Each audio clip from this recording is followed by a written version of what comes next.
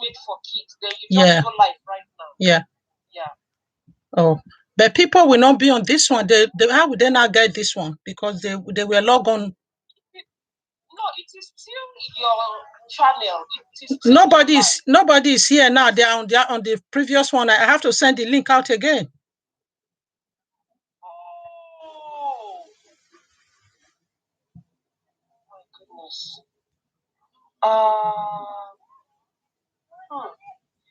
But okay, just try going. Okay, try clicking on this live now. Now that I'm in front of my system, I will be able to know if you are live or not. Or okay. If I can see I've gone live now. I've gone live now. I can see my picture.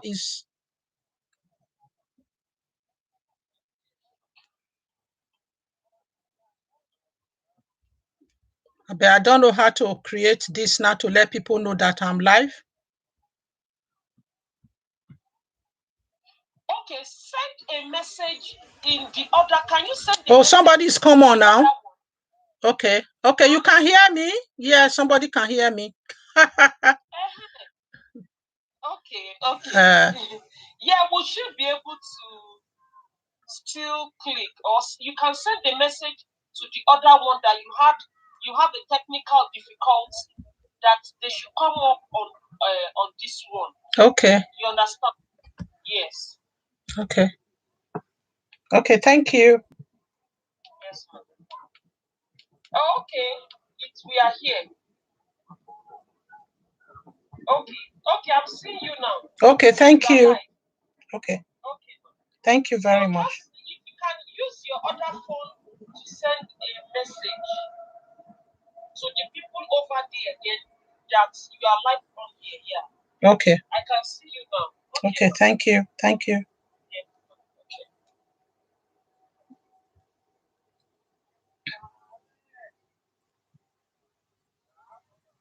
Hello, guys. I'm sorry, I had technical difficulty on the pre-set up system. Emily, thank you for coming. Let me see. I have to send message to the other people that on the other system to let them know I'm here.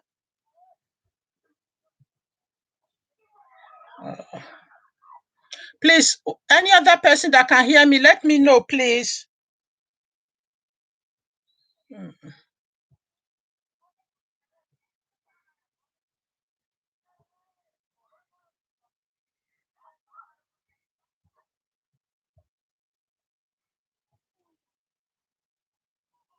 Emily, I can see you, but I need to send.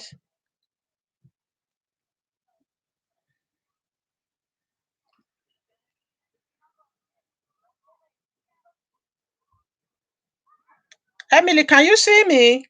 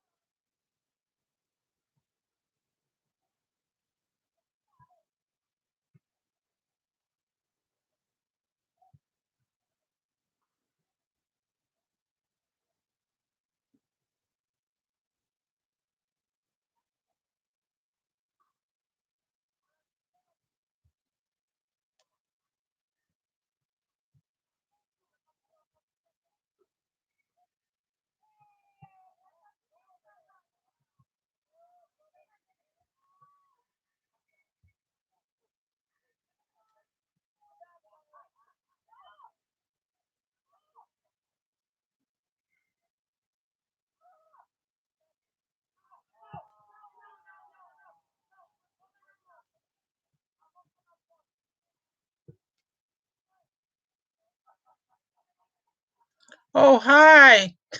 Anthony, thank you. I'm sorry, guys. I had problem in the pre-setup meeting. Can you? Yeah, I've just sent message to people who are logged on the pre live streaming setup ad link that I sent out. I had problem with that.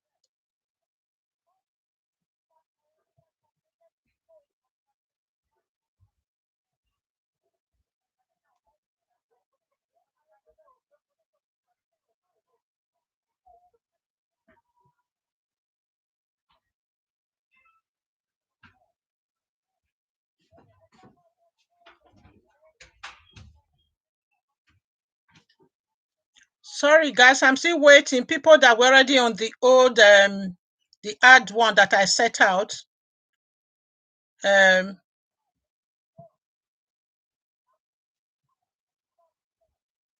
Okay, Anthony, you the professor of ASA language. Thank you, Anthony, for letting me know you can hear me.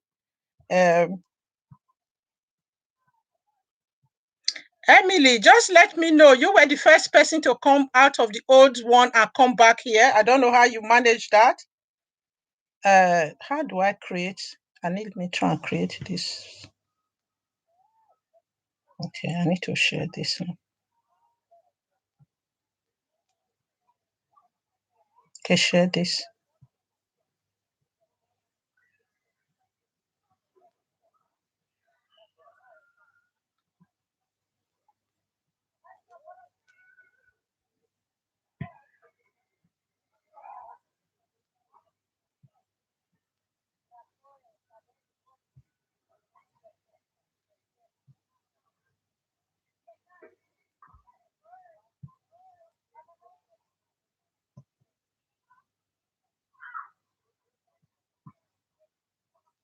Oh, hi.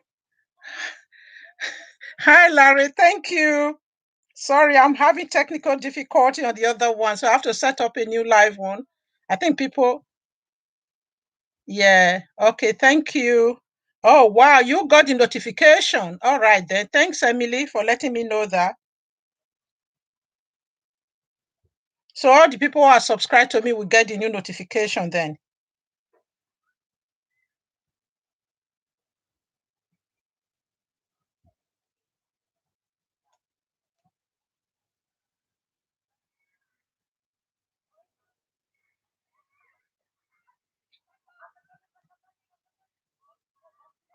Please let me just wait for others. I think people are beginning to get the notification now and coming over from the old link onto this one. Please, if you can hear me, you agree with me, please just let me know. Thank you. Oh my goodness, life. This is the tech problem on life.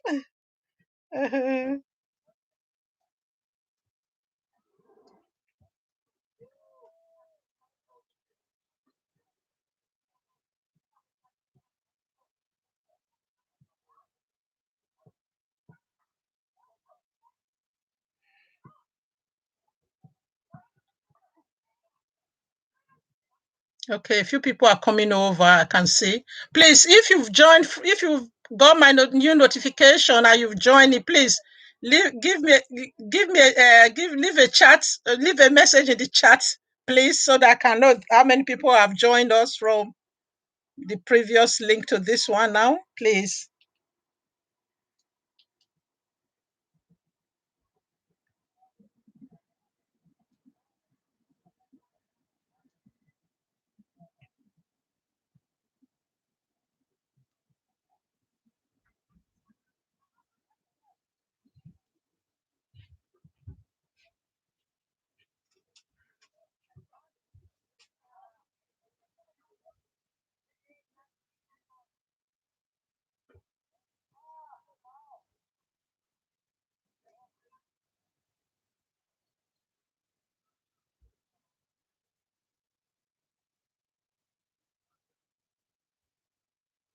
Oh, wow. Okay.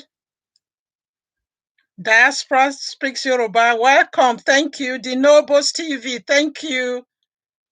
Thanks to all of you for managing this tech problem with me and coming over here. I'm just waiting for a few more people to get the notification of the change of the link. Sorry, I'm looking down. I'm trying to send the link to some people who are not very good at looking at their notification, especially the groups that I sent the invite to before. If you agree with me, please just let me know so I don't feel I'm talking to myself, please. Thank you.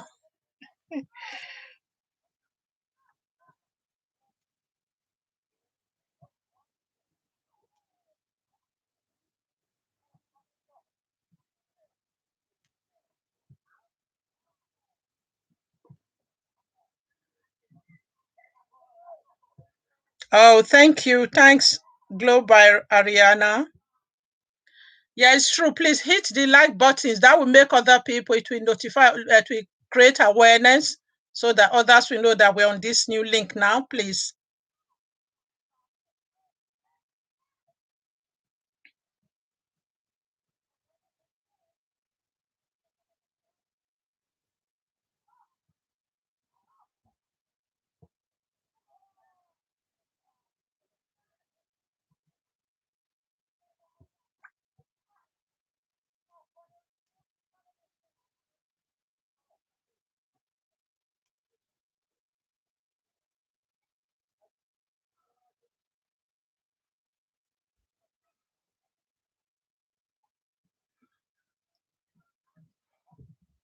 Can you guys hit the like button, please?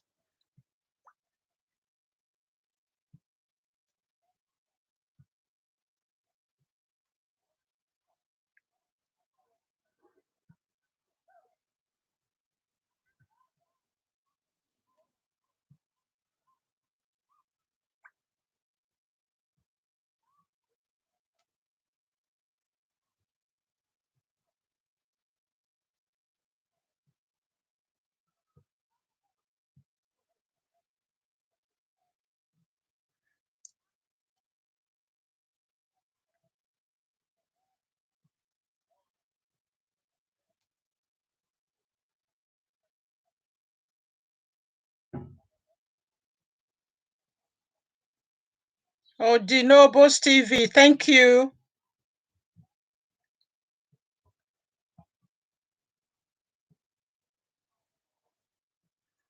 The Noble TV, can you help me tell the Diana's Masterclass group that I'm now on the new link? I've just posted it to them. If you just help me highlight that in the group, because a few people might not have subscribed to my channel yet, so they might not get the new notification.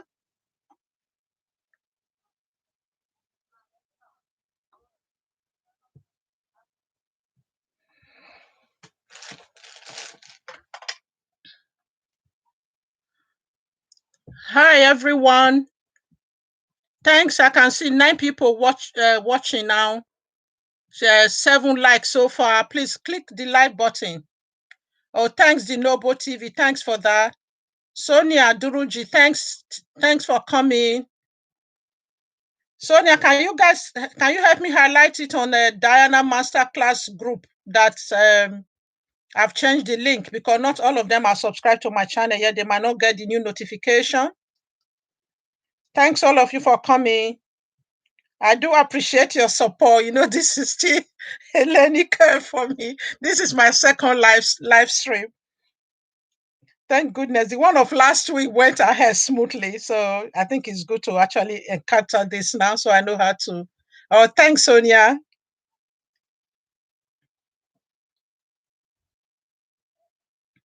I'm just checking if anybody. Oh, thanks, Carol.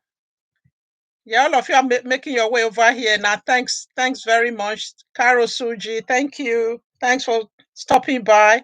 I know you have a very busy day today.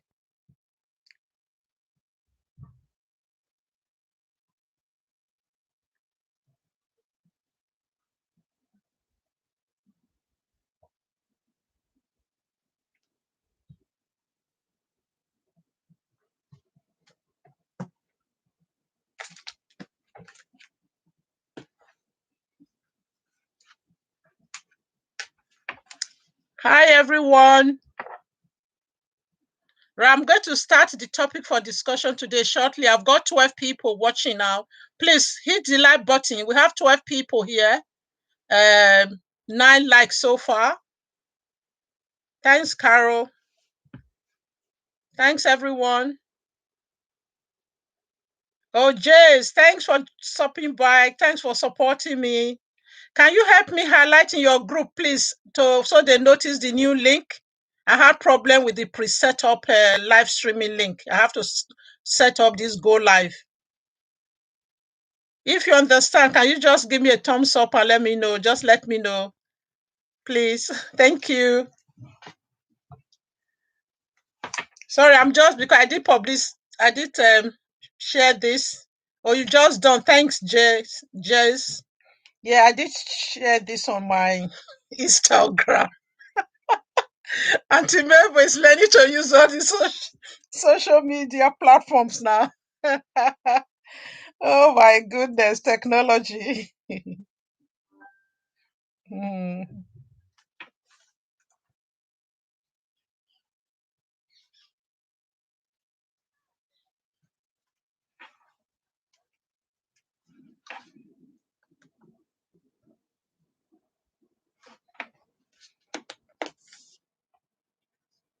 Hi, everyone.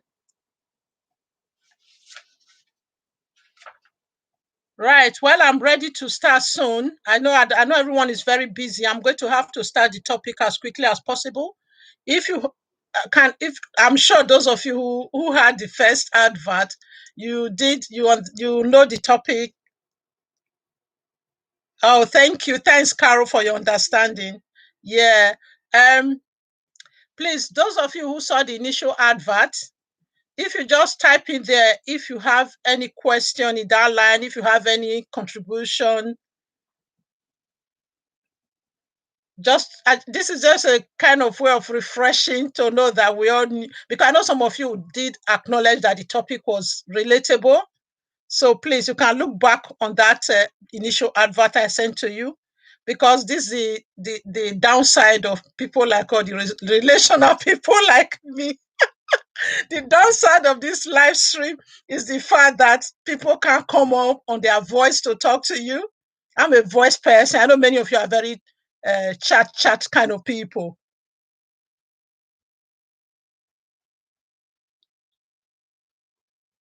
Thank you. Thank you.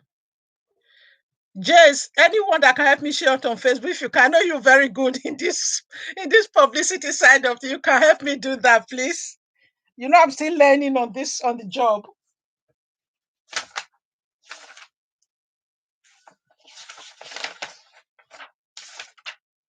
Sorry, guys, I'm just trying to log on to. I'm so sorry. When the tech hitches is part of the text. Thanks, Emily. Those of you who know me, when I'm stuck, either I laugh or I cry. So, but you don't want to see me cry. When I have glitches and I'm stuck, I just rather giggle or laugh.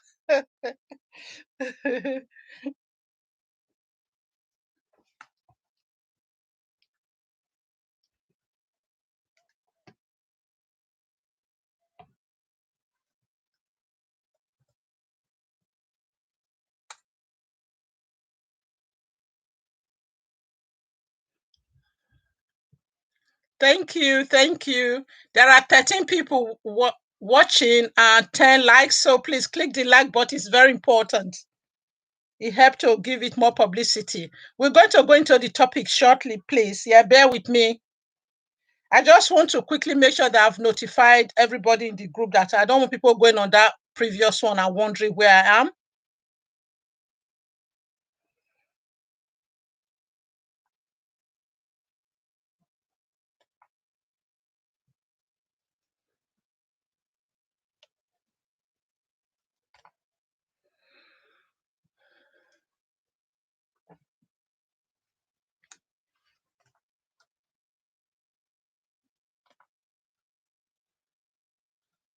Hello, guys. Oh, thank you. Thanks, Sonia.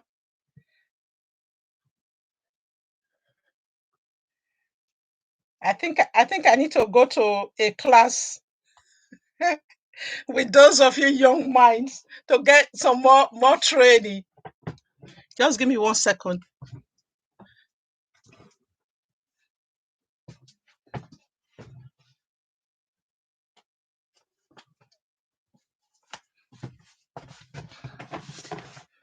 Yes, I'm back.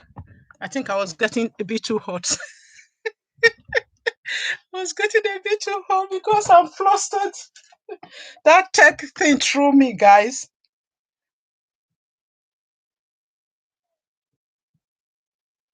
Okay.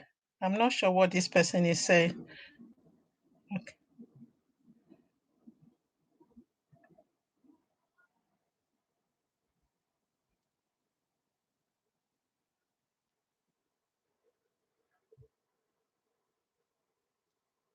Oh, thanks. Thanks, Sonia. Oh, okay. D Noble. Oh, okay. You're acknowledging each other. So let me just quickly, before I go further, because 15 people watching, please hit the like button. Anybody watching, just hit the like button to give us more publicity. Because we're going to be going into the topic shortly. I know some people last time some people said they couldn't see it on their gadget. They couldn't see the like button on their gadget. If you can, depends on what you are using to log on. I know most people that are watching through the phone or whatever, they can see it. If you can see the like button, please hit it for us, please. Okay, I hope I'm still. Please let me know if my picture is clear enough. I just have to open the window to let some air in. So please let me know. Is my picture clear enough from where you guys are watching me so that I'm going to start now? So I know I've dealt with housekeeping, all the housekeeping problems.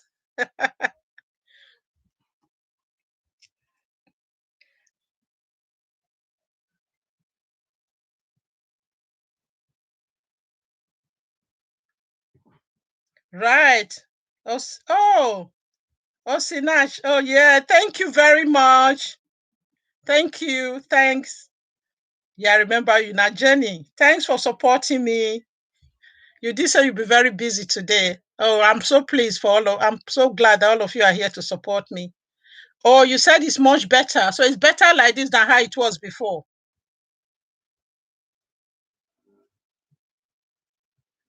Just shared it on Facebook. Thank you. Rashida, did you say this lighting is much better than it was before when I had the curtains down because the sun was getting in my face? Oh, thank you. Thanks for that. Right, I'm going to try and go. We have 16 people watching now. Please hit the like button so that we can uh, create more awareness. I'm just still trying to keep an eye on the previous login so that if anybody is there, so I know how to direct them. Globarian, I know you're always watching my back. If you if you if you have to, if you can, I don't know if you're able to do that. If you can help me, just nip into the old advert to see if anybody is still if anybody is still stuck there and watch and wondering where we are. Yes, because the sun was casting a shadow. Okay.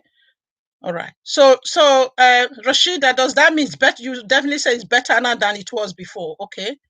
Thanks for that. Okay. I know you are lighting expert. That's the beauty of being on this platform. I've got a whole new family of all my. I think everyone here I'm older than all of you, so I'll call you all my younger ones. Oh, thank you, thank you. Oh, good, thank you. Anyway, let me just acknowledge all of you. I will try and go back. If I don't, oh, thank you, thank you, thanks.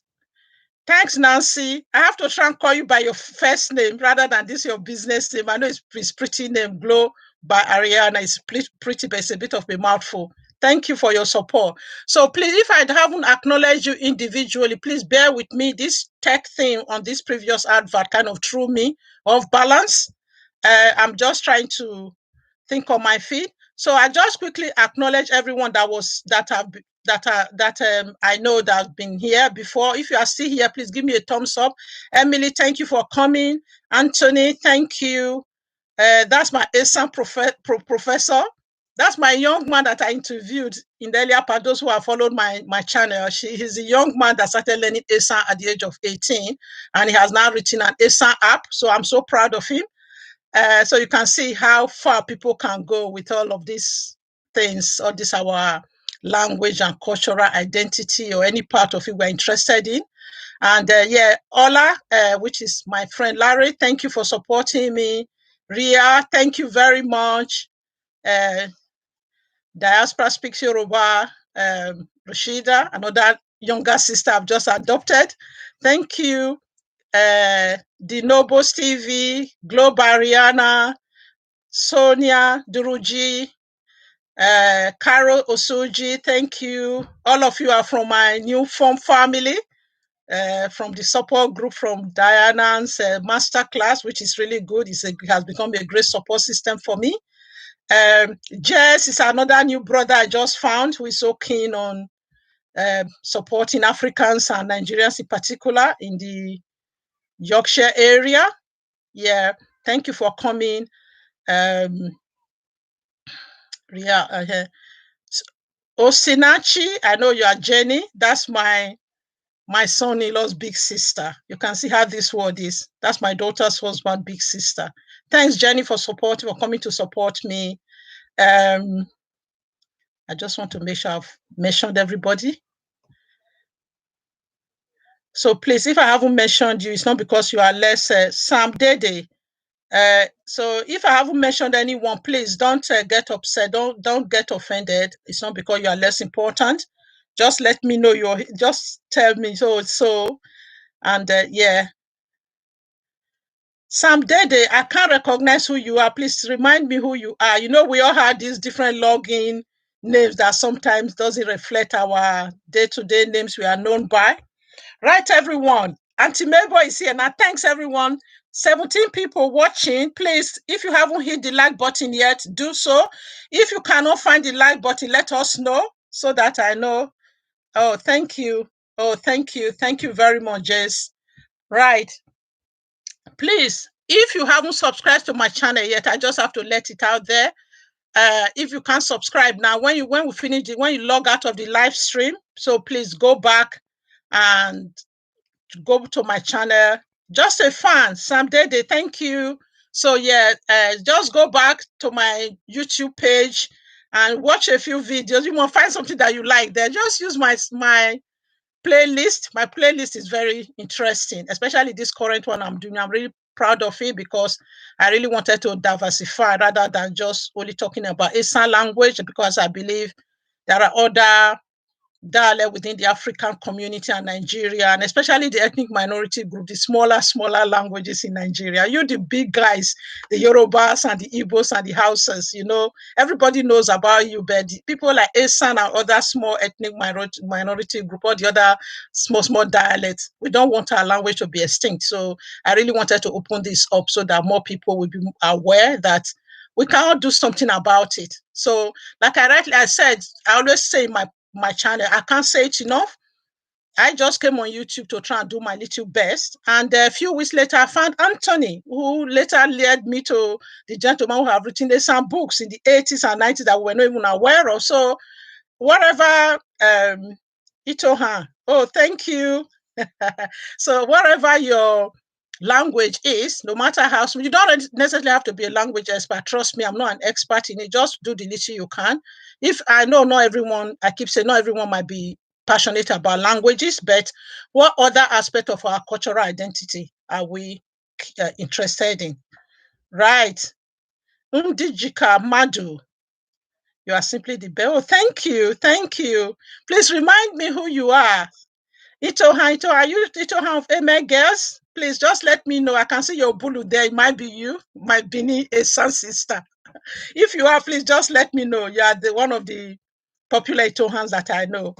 So I really want to acknowledge everybody properly. So, right, I'm going to be going into the topic of today. As we all know, today it was mainly on the people. So this was the topic I said we'll be talking about. I just want to go in there and make sure. Question time, I said. Our Nigeria African identity, is it good or bad? Then I then say that Auntie Mabel is on the hot seat, chatting with teens and young adults. I know some of you might not see yourself as a young adult. My motto is anybody I'm older than is a young adult in my book. If you agree with me, put it in the chat section. If you think there's anybody in this house at the moment that's over 55, because I don't want to give my age away. If there's anybody in the house that's over 55, though, I put my heart down to you, and I respect you, because if you're over 55, you are those of us looking up to 60. So we are in the same group. So yeah. So if you're over 55, my respect and good evening, ma, good evening, sir. But if you are under 55, if you are 55 and under, so you know that you are a young adult in my book. So if you agree with me, say so. So yeah. So that's it. So uh yeah, Auntie Mabel is on the hot seat chatting with teens and young adults. Your views, questions on our Nigerian stroke African languages, culture, and identity. What do you hate most about them? Because I really want us to go deeper today, because I don't know, some of you didn't attend my last live stream. That was just a general discussion. It was very lively and it was very engaging. So I hope all of you are going to engage well with me today, because, like I said, it's a bit lonely when you're just sitting, chatting on the screen and nobody can really talk back at you. So, but it's good. At least it's better than just recording a video and throwing it out in the wind. So this is the next best thing as far as I'm concerned. Thank you. Thanks, Emily. Oh, yeah, Emily. Good evening, ma. I respect you. I respect you. So yeah. Oh yes, I can see all my elders giving me thumbs up now. Sister Itoha, let me know if you are is that thumbs up saying you are Itoha Amen guest, or you are those who think you are not one of you are one of those I should be giving respect to. That's really nice of you guys. Thank you. Right, I need questions. I need contribution now, or questions, because I remember here. That's why I decided to go back to the advert to make sure I'm saying the right thing. So, what do you hate most about our African or Nigerian languages, culture, and identity? Let's be honest here, because There are some people in the group here who are much younger, either probably in their 20s or early 30s, who for some reason that people of my generation have failed them. We didn't really pass the language down to them as we should. So somebody like Anthony, I know he's a very busy man. I don't know whether he's still there, whether he's gone. So he said he's left. He's logged in. Did tell me, most of you told me that you'll be very busy. You might not stay throughout the time. So, but those of you who are here, I think it's very important I engage with you actively. So please, if you are still here, put something in the comments, in the chat for me, please. Give me a question or a contribution or whatever you want to say regarding the topic of today.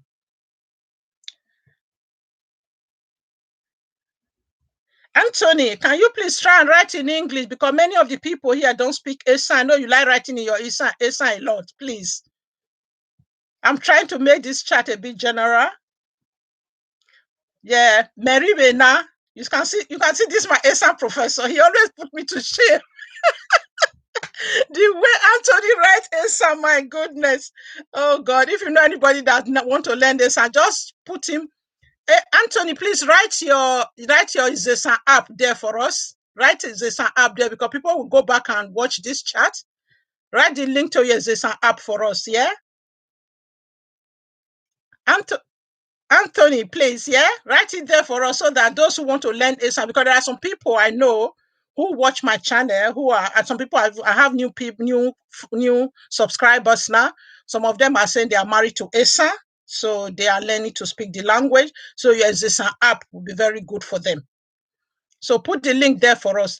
Anthony is telling us in Esan, Merive na. Those of you cannot read Esan, that's what he's saying. Merive na means I am here. Can you all put your thumbs up for this young man? he started learning. Let me just trash this out now. Excuse me, please. Let me just address this for those of you who are still here. 15 people are still watching. So yeah, it's I know some of you are, I said this in the last chat, but not every one of you that are here that were there last time. Yeah. So some of you are raising young children right now. Let me tell you a little bit. I know Anthony cannot speak up now because he's chat, so it takes longer to chat than to speak. He was in a home. He was raised in a home in US. His younger sisters had the opportunity to live in Esan briefly when they were very young because their mom, they were all born in the US, but they went home for a couple of years when his two bigger older sisters were about 3 or 4 thereabout, and I think they lived back home for a couple of years, so they were able to master Esan. Yes, and they came back to the US. Then Anthony was the only one who didn't. Oh, you're still at work. Okay, thank you. Thanks, Sonia. I do understand. So yeah, Anthony, my Nigeria tonation was the only one who didn't get a chance to have that experience of learning Esan back home before they came back to the US. I think either he came back before he was born or he was a baby. I can't remember the full story now. So, but the moral of this story I'm telling you guys, those of you who have young children at home, is to tell you the beauty, that the importance, not the beauty, the importance of speaking the language to the child. Everybody, his parents, his mom and dad are Esan, and they speak Esan very well. And his two older sisters, search for Esan in your Google Play. Thank you. So his two older sisters and his mom and dad and other family members were speaking Esan. Okay, he said it's Hausa app now. They now do Hausa language as well. Anyway, I'll go back to Anthony's chat and read that to you. Let me just try and finish this story before I get distracted. I need to start learning how to be focused and go back to the chat from time to time. So it's a skill I'm still learning to master, so bear with me. So anyway, what I really want to get at is the fact that Anthony's mom and dad and his two older sisters and all the family members were speaking Essence around him, but they were not speaking to him, so he couldn't speak. So it was at the age of 18, he became a challenge to him. He felt whenever there are family gathering, I don't know if many of you are around other younger people who don't speak the language. You know, we are very good at switching from English to our dialects because it's come naturally to us. And these children will be around and be feeling lost. That was what challenged him. He decided to take the bull by the horn and decided to start learning the Esan language at the age of 18. And he did that religiously, I think around by the age of, when he was in his 20s, that's when he decided to develop. He's still in his 20s anyway. After a few years later, he mastered it so well, he decided to develop the Esan app because he said it was so hard for him to learn and he didn't want other people to go through that. What am I trying to say? Those of you still have young children at home, please, the only way and the best way to teach them is to speak it to them. Speak it to them. Don't speak it around them. If you speak it around them, they are likely to only go for the English, because when we speak it around them, we don't speak it. There's a tendency to always miss our English and our dialect. And the English that's already dominant language around the children will be the one that they can speak. Oh, thanks, Gloria Yamabo. Thanks for coming again. That's one of my Esan language class student who is such a committed follower. Thank you. And yeah, thanks for coming to support this live chat. So if you agree with what I've just said, the little story I told about Anthony's example, please tell me in the chat and let me know. So we are 18 people watching now, only 13 likes are there. So if you're having problem finding the like button on your device, let us know, please. Right, I'm just going to read briefly on the app before I go back to, okay, wow. Let me talk about Anthony's Anthony. I don't know if you can see his chat there. Anthony Otaigbe. He says search for Izesan in Google Play and App Store to start learning Esan, Yoruba, Igbo, and Hausa. He has actually opened it up now. He made it more diversified now, so it's including all the three major Nigerian languages. Yeah?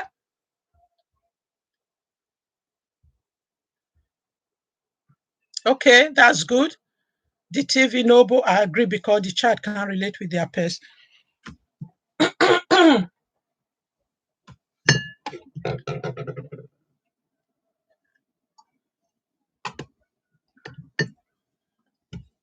So, yes, now the open mic.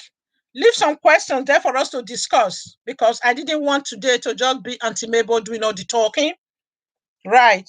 So that's your view. Some people have started leaving their views.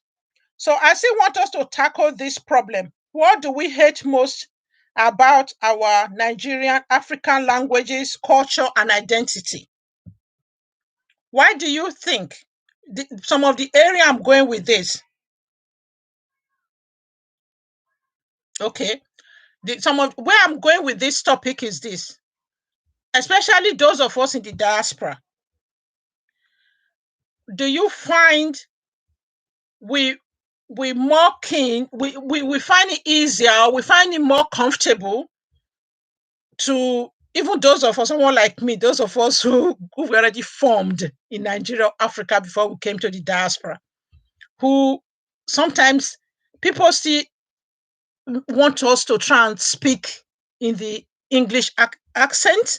I understand that it's important to speak in a way that people can understand us. So even me, I used to talk very fast, especially when I'm passionate about something. I'll just be like a steam train that people can hardly even understand what I'm saying. So obviously, when I'm in a professional meeting, or even when I'm speaking to, like I'm doing to you guys now, I'm learning to have to project my voice, and it's not always perfect. I'm still learning.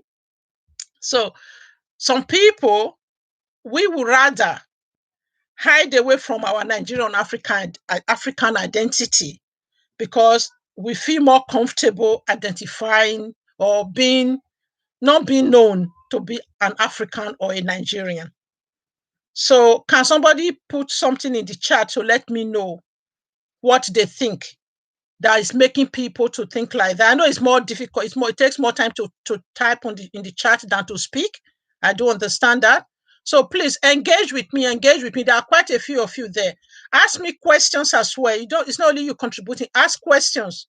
Where you think we can move this forward? How you think we can improve this? And I know there are some young people here who said they cannot speak. So if you cannot speak, you can only understand, you cannot speak very well. How can you pass it on to your children? And there are other some young people who have never even visited Nigeria or half of Africa or Africa. So all they really know, the knowledge they really have of Africa or their languages, or no, okay, they don't know. Apart from they see parents or aunties or relations speaking it around them, they don't really know the language.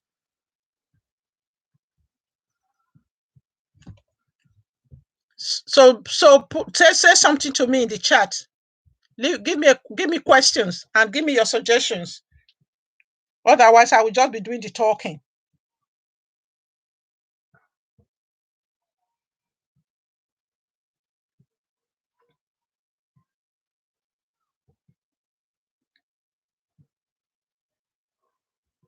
I'm still waiting. Okay, right. Ola Allen, that's my friend Larry. He says something there. Your language is your identity. Since Africa was colonized, we gradually lose our language. Imagine if you and the whole of Africa was educated in their native languages. Okay, that's a thought. So what are you trying to say? Then we will not be able to speak to other people? Are you saying having the English as a common language is a good thing? Anybody that want to contribute to that question, do we think having English as a common language is a good thing or is a bad thing?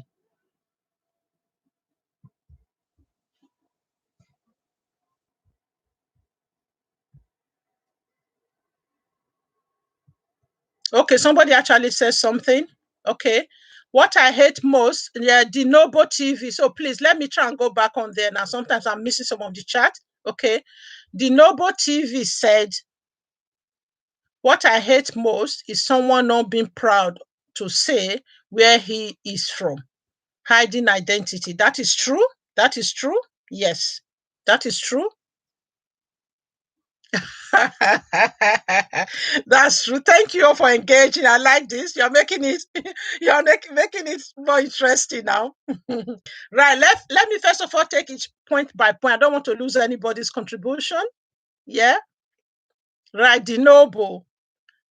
You said I just saw it there before. Let me go back and read it. Yeah, you said what I hate most is someone not being proud to say where he or she is from, hiding their identity.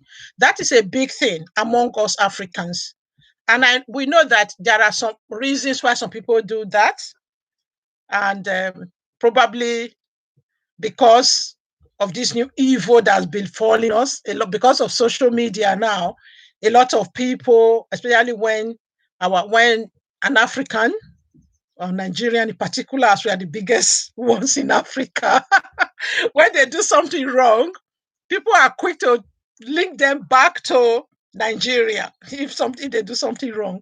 Oh, thank you, Pat by Yagba. Thank you for coming. So let me try and trash that out for the first thing. We all remember the story of that young immigrant in France that saved that child from falling off the steps.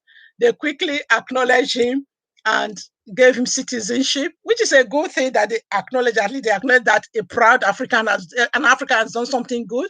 But sometimes, even let me give an example of this Anthony Joshua, this Nigerian boxer that is so good. Because he's so good in what he does, when he wins, when they are competing on television, they will always call him as a British citizen. So nobody ever tried. They never really, apart from Nigerians who are putting him on the pedestal and try to make him uh, known as a Nigerian. But on the other hand, when an African and Nigerian commit a crime, all of a sudden the U.S. citizenship and all the Britishness and everything is dropped. They quickly link it, trace it back to the village he comes from in Nigeria, in Africa. So that's part of the reason why some people now they don't really want to identify as though, because the picture everybody sees is that, oh, Nigerians are fraudsters, or Africans are this, Africans are poor, it's poverty, they are dying in the Mediterranean Sea. So because of that, some people don't want to acknowledge, don't want to identify with us. But what I tell people as well, and there are so many Nigerians and Africans who are doing great things. in science, in sports, in poetry, in literature, you name it. Even in invention, they've invented so many things. So it's our duty to be knowledgeable about these are powerful people. And also, charity begins at home. Let us do our best wherever we are. Even if you're a cleaner in the street, even in Nigeria, I think in Nigeria, you really need to begin back home as well. People are not really proud of what they do. People like even governors, I don't want to turn this into political something. I'm always mindful of that. When people, even in Nigeria, when people do wrong, they steal, embezzle money. People see there's this history now of when they come back from prison and all that. People welcome them with parties and motorcade and dancing and singing. So that's part of it. Okay, true, Anthony. This your question carry weight. Okay, I'll go back to that in a minute. Thank you, all of you are really engaged. I really like this. Thank you. I'm really pleased. So let me just finish that point I'm saying. So let's start small wherever we are. That's my motto. Don't look at the bigger picture. So wherever you are, if you are working in McDonald's in the UK, Germany, or any part of the Europe or any US or any diaspora, even in Nigeria, I know some people might be joining us from Nigeria here. So I don't want to make it only diaspora and affair, but I know more people here from diaspora. So the point I'm trying to say is wherever we are, let's do our little best to maintain that good picture of our identity and promote that within our workplace, within our circle of influence, within our white or minor or whoever friends we are relating with, and even if we're in Nigeria, let's start doing that as well wherever we are, and whatever age we are, and especially old fogies like me. Those of you who haven't watched my last video, go and watch it when you finish this live stream, please, and leave your comment there for me what you think. I kind of wanted to focus on ageism a little bit there because it's a big thing in the US. In the UK. I don't know much about the US. I'm in the UK, so I should talk about the UK. That was a slip of tongue there because I was talking about US before. And I have able US friends. Yeah, I have my diaspora speak Yoruba from US. So after this pandemic, I have a lot of places to visit. And I have a lot of younger brothers and sisters to go and spend holiday with. All I have to buy is the plane ticket. So I just have free holiday, free accommodation. So there's no reason not to travel.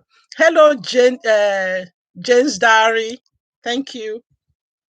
Right. Thank you for that, people. So I want to address this Anthony's thing that carry weight. I know somebody. I'll go back to all of you and look at it and make sure I don't leave out anybody, please. Yeah. I just want to address hot topics where they are hot contribution where they are hot. Because you are my eyes and my ears. You are the one who see the chat more than I do.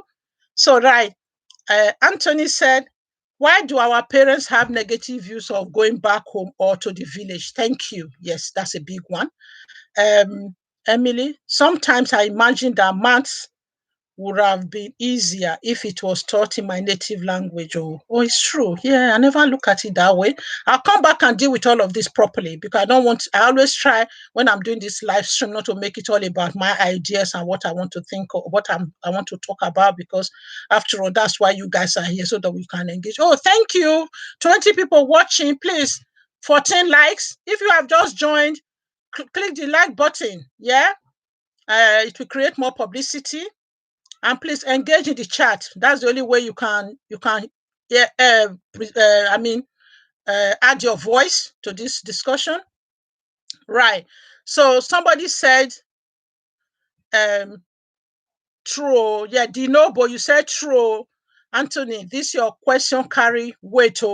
I will come to that because that's one area I'm very passionate about. When I start on that one, you can't stop me. Don't even go there. Don't start Auntie Mabel on that one. Once I go on the war part of people running away from their village, oh my goodness. I think I need to make a whole video of that one. I need to make parts 1 to 10 of that one. That's my pet peeve, as the Englishman will say. No, I'll talk about that in a minute. Let me just see all the other things other people are saying first. Right, Pat, you said some Nigerians have spoiled our image abroad. Okay, I know you said imagine there. You meant to say image. Yeah, this chat. That's sometimes why I find it a bit irritating. Even me, when I'm typing on chat, I have to, sometimes if I don't read it, sometimes when I click sent, I realize, oh, it doesn't make sense what I'm trying to say. But I can make sense of that. Right, Pat, you said some Nigerians have spoiled our image abroad, but there are some who are really making us proud. Thank you. That's true. That's the point I just made, and you agree with that. That's really good. Right, let me see what Ola Allen is saying to us.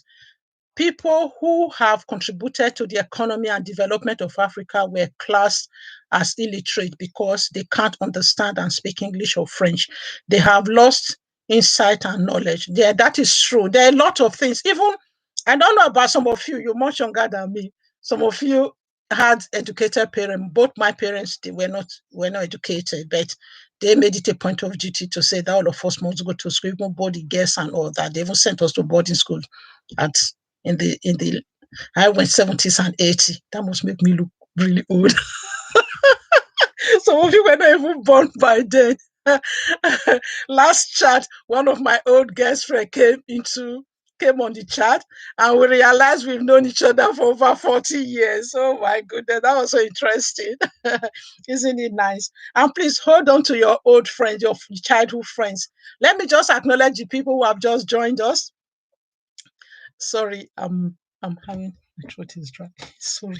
I'm so I told you when I'm passionate about things, I just talk like a steam train. Right.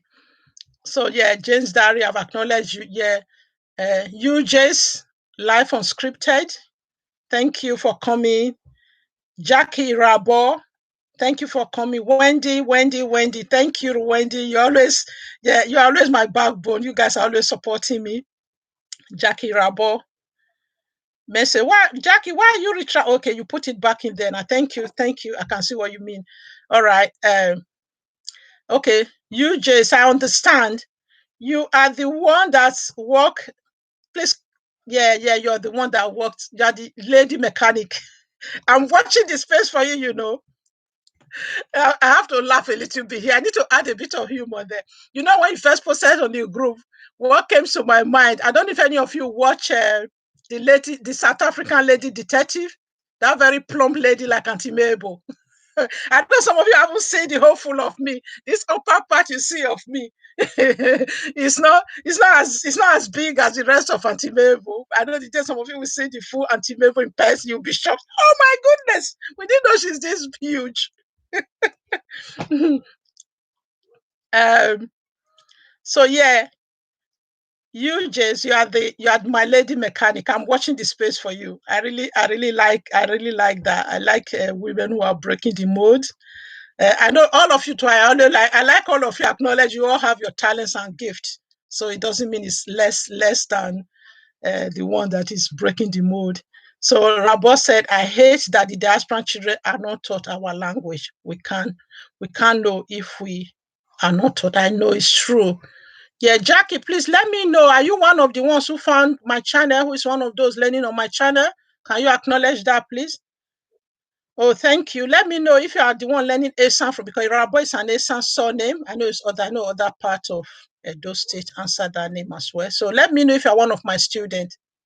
Oh, Wendy, you are very cute, ma. Thank you. You're making me blush now. And Wendy, when you see the waist down or the full figure of Auntie Mabel, you will see it's a different person. It's a shame I can't show the whole of it on this camera. The screen is too small. I think I'll keep it a mystery for as long as possible. um, right. Jackie, let me know. Let me know if you're one of my students on my Eastern language channel. All right, I'm going to have to. I'm still packing. Um, uh, Anthony, I'm still packing your going to the village language. I'm still packing that one because when I start on that one, I will not stop. I'm going to deal with that when I've dealt with all this other quick contribution. Right, Jackie, let me know. Are you one of the people learning? James Diary, you are very cute and very humble. Oh my goodness, thank you. Oh my goodness, look at these people. You guys are making me blush now. You're making an old lady feel really, really important. Yeah. No, not old lady, matured lady. Matured with a lot of wisdom. Some wisdom. Some wisdom. Not a lot. Oh, okay. My laugh is contagious. Oh, thank you. I do try. I do try. Laughter, they said, is the best medicine. Okay, I try very hard teaching my children our language, and I'm happy they are picking it up. Yeah, Wendy, that's very good. Please, please, please go to Dia. If you go watch my channel, I know you follow my channel religiously. Watch the interview. Sorry, pardon me, guys. Watch the interview I did with Diaspora Speaker Yoruba Rashida, that young lady from US. That's another lady I'm so proud of. I'm proud of all of you, by the way, in all different areas. I'm getting to know some of you gradually. If you notice, some of you that I'm connecting with in the group, trying to connect with you on a personal level, become a relational person. I know having about 50 people in the group can be a bit daunting to form. It's impossible to form close bond and relationship with so many people like that. So even if it's just few, you can. So please just hold on to them, yeah, and grow together. So yeah, Jackie, let me just read that properly. Yes, ma. I just found you about a month ago. I'm focused on finding out about culture. Okay. I know some things. Okay. I'm here to learn. You are beautiful, by the way. Oh, thank you. Thank you very much, guys. Yeah. Um uh Jackie, just keep going through the channel. Just keep going there. And the culture ones, you find a lot that cover Asian culture on that my channel. Even the ones I did on marriage, I did this current series. If you go on my playlist, you'll see this series. I think I've done about 7 or 8 videos on this particular series on our. I decided to do this because I wanted everybody to be inclusive. I didn't want it to just initially, obviously, you have to start. Charity begins at home. I have to start with ASA. That's what I know. So that is why I started this small. So, but it got to a point I just felt I should open this channel up a bit. And now that I've tested the water, I know what I'm doing a little bit on YouTube. I'm still struggling on it. So now that I know a little bit what I'm doing, I'm beginning to find people like Anthony and Diaspora Speak Yoruba and the gentleman who wrote some books. And I'm finding the rest of you, my community, my new fan family. So I just felt, oh, why not try and open it up so that we all can learn and grow together. Yeah. So thank you all very much. So yeah, if you go on those my playlist is open to it's related to everybody. I discussed um something those the role of parents in teaching language. That was the first barrier. I have to use that video to answer somebody. Then say yeah, let me see. I know I'm just going back this. Yeah, let me just go back on the script on the chat. I mean, I know somebody said before. Remind me if those of you can remember. Somebody did say you hate when. Oh yeah, Jackie said, I hate that diaspora children are not taught our language. We cannot know if we are not. Thank you. That's a very good point. I must say that video when I did that particular first video on the barriers is us, the parents not speaking to our children. And even if we have dropped the baton, we have lost it. How we can now pick it up and start speaking? And you are preaching to the choir here, because that is actually one of the reasons why I decided to pick this up. Many of us did it. We were very naive, and out of ignorance as well. We had a lot of life issues, like me, even the interview I did with Diaspora Speak Yoruba, we went into that one in great detail as well. Some of us felt, oh, speak English, speak English. Our children speaking good English, we take them as far as possible in education. So some of them were out of ignorance. So this is why we are retracing down. I don't want those of you who have your children at home to miss this point and repeat our mistake. Like I keep telling people, there's a watchword. There's one of my motto. My watchword is a quote. I can't remember where I got it from. It's good to learn from your mistakes, but it's even better to learn from the mistake of others. That's always something that keep me going. Whenever I see if there's any way I can correct anything I've done wrong, Even if I cannot do it immediately with myself, I try to encourage other people not to repeat our mistake. And when I see other people making mistake, I also try and learn from them. Yeah. So yeah. Oh, Esan, yeah. Thank you, Jackie. Jackie, thanks for that. So yeah. So please, please, please, those of you who parents didn't teach you, there are two ways about it. Now you have those. If you are Esan, you have Auntie Mabel's channel to learn from. You have Anthony's is a Santo left. Even if you are other three major languages, and Anthony has actually opened it up. By the way, Anthony's app actually do one-to-one tuition as well, online tuition. So you don't necessarily have to be locality, even if you live in the moon or live in China or Afghanistan, you can still learn. I know we're all scattered all over the world, even if you live in the North Pole, as long as you have internet connection. So you can always learn. But if you are here, last time, by the way, let's just show. I know we're a global village now. Let's just show by a show of whatever. Type in there what your ethnic group is, your language that you speak, whether you are Asan or you are not Asan. If you are in another African country, just say the country you are from and the language that you speak. Please, let's put that in the chat. I know there are still 18 people watching, so please engage with me. Engage with me. I know some people might be watching; they might not be very good. They are not very good at leaving chat. Yeah, Jennifer Igbo, my special in-law. Yeah, please tell us where you're from. Yeah, so at least we know that. So what am I trying to say? First of all, it's bad, and we have to correct it now. So for you to be able to teach your children, you need to start learning it. There's so many resources out there where you can learn. You just, especially those of you from the three major languages in Nigeria and most of those other African languages, uh, there's so many resources online where you can learn.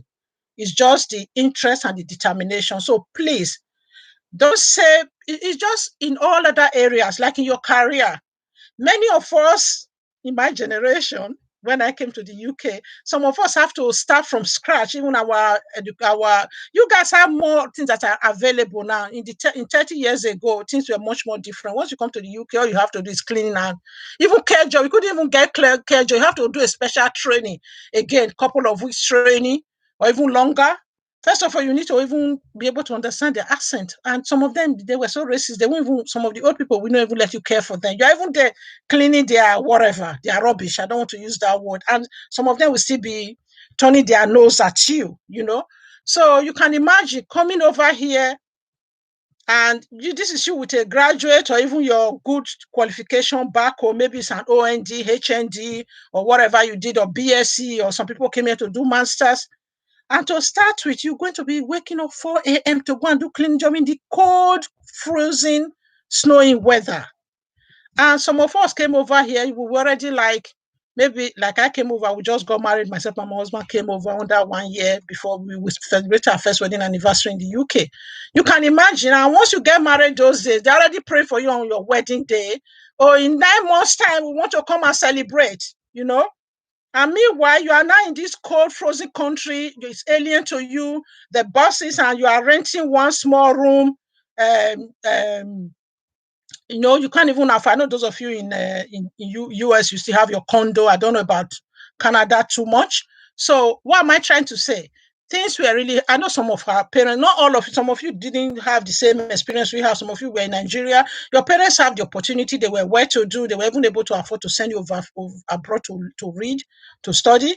So please, the point I'm trying to say, forgive us. I'm standing in the gap on behalf of those parents of my generation, those before us, who have missed the boat. It was ignorant, forgive us. But now you can repair the damage. It's just like if you say, oh, my parents were not even teachers or whatever, they were not that educated or whatever they are, but you are not staying there. You are not just stuck because that's the level my parents were. They made that mistake. I have to stay there. You are making the most of yourself. Look at all of you these days. You're entrepreneur, you know. You're working full time and trying to make your way, you know. Oh, Rara Evans, thanks for joining us. Hello, thank you. You just said hello to me. So please let me know how you found us, please. I'd like to acknowledge all my guests. It's very important to me. You are all very important. And thank you once again for taking time out of your busy schedule to come and spend time with me, especially now in the UK or Europe. I don't know where you are. The weather is picking up a bit now. Everybody's trying to be out there in the park or getting a bit of the sunshine, and you're here. So thank you. I do appreciate that. So what am I trying to say? We hate it, and but sad part of it is that some people are still repeating this mistake right now. That is what we cannot allow. And that is some of the mission of this my channel. We cannot allow it. We cannot continue. Please. I'm sorry I'm banging. Why am I banging? Why are you banging? I'm trying to bang it into our brain. Wherever you are, your friends around you, your circle of influence. Yes, Global Ariana, all of you that have young children at home now, preach it to all your friends. Start leading by example. Go and watch, I can't stress it, go and watch the videos by Diaspora Speak Yoruba. She's there on the channel. Just write her name down or go to my channel. There's an interview I did with her on this same new series. I'm doing a couple of videos down. You'll see her there. She is speaking the Yoruba to her children. She wasn't even spoken, Yoruba wasn't spoken to her. She herself and sister have to committedly learn it so that they can speak it to their children. Yeah? Yeah, thank you. Wendy, Wendy, you always agree with things that I do. Oh my goodness. Oh my goodness. You guys should bear with me, Auntie Mabel. It's not, oh gosh. So please, please, those of you, like I said, I can't stress it enough. We have made the mistake. Let's start repairing it. And you know what? When you are not learning the language, put your parents to shame. When you are learning it, start speaking it to them and challenge them. When you're speaking to them, say, don't speak English to me. Speak it back at me. Speak the language to me. And this is something I've learned from Diaspora Speak Yoruba as well. Whenever I'm speaking in Esan to anybody, that's something Anthony is very good at. When you are speaking Esan to somebody who understands English, my sentence, I can hardly finish it in Esan. I'm always missing it with English. I've not challenged my sister. When we are not talking on the phone, now you see us, we are not like someone relearning Esan. There was a statement Diaspora Speak Yoruba made when we were talking, when we were having our interview. There's an interview on her channel, and there's one on my channel. The one on her channel is where she was interviewing me. So, and the one on my channel is when I was interviewing her. There was something she said she has to rebirth herself. That was a statement that sank into my medulla oblongata. I don't know. I'm saying that one right. That's how we used to tease ourselves when we were in boarding school those days. So it sank in there. Whenever I'm saying, I say, Mabel, you need to rebirth yourself. This is your younger sister, adopted younger sister, my Yoruba younger sister that just adopted. Speaking, telling us. So when me and my sister are speaking, if you see us speaking like someone that is relearning Asa, and we are like struggling to find a word for, try not to mix the sentences with Asa, you know. So please learn it if you really can. Come to my channel. Go to Anthony's Otaibe and all the other resources are there, and you see that you can learn the language. So that is for those you hate it. So make sure you don't repeat it. Your parents have failed you, don't repeat it. If your parents were drunkard or they were whatever, they were have other bad behavior, or they were poor, they didn't manage their finances properly, or they were whatever cleaners, they started cleaning in the UK, they remain cleaners, they never better themselves. Like many of us, when we came here, while we were doing that cleaning, we just wanted to use to be able to pay our bills and all the demand that was coming from back home, thinking you are picking up the Queen's pounds from the airport as soon as you land Heathrow. You know, many of us have to retrain. I have to go and retrain. I went back to uni to study to be a social worker for 3 years when my children were already like slightly older, you know. When I know I could manage it, the childcare was no longer an issue. Everybody you see that is in the diaspora US, most of us of those majority are retraining as a nurse. In Canada, many of you have young children, you are retraining as a nurse, so you are trying to better yourself and your children, you want them to be better. So those of you who are adult children, your parent in this picture, you don't get stuck. Yeah? Do something about it. Be the change you want to see. That's another quote that I live by. I can't remember. I think it's a popular guy who quoted it. I need to start learning those who quote all this. My quote that I'm regurgitating or whatever the English word is.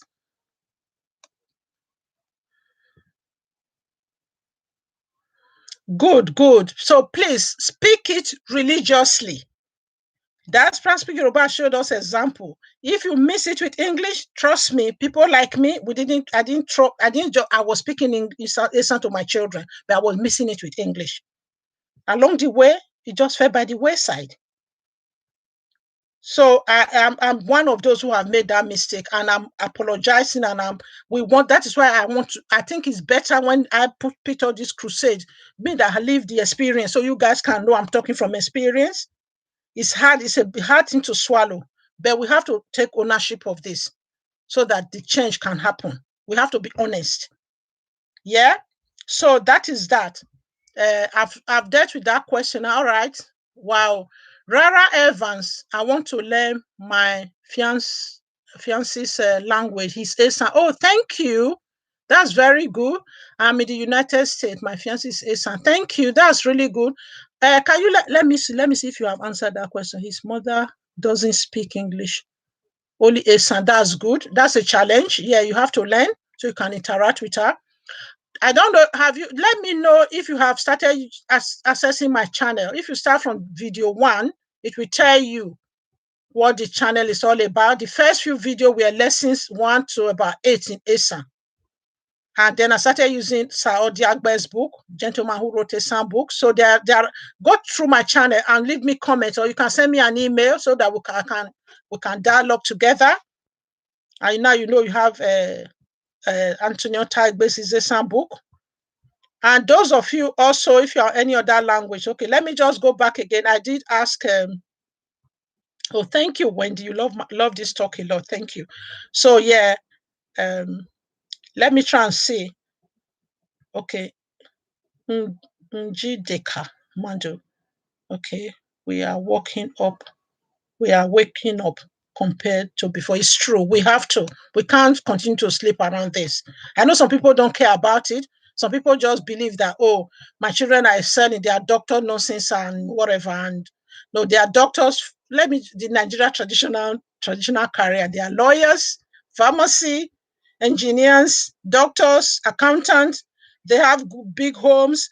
Oh, thank you. Thanks, Jackie. Thank you. Thank you. Thanks, Jackie. Please connect with me on my thing. Yeah? On my YouTube. Oh, wow. Thank you, Rara. Thank you. That's great. You typed in Asan on YouTube and my videos popped up. That's really good. You see? All of you that are watching my videos, see? The YouTube algorithms, I can never say that word, is recognizing my videos now. Okay. Yeah, send me an email so we'll connect. Leave me comments on my channel, on my videos. That's another good. We always try and read my comments, yeah, and respond to them as often as possible.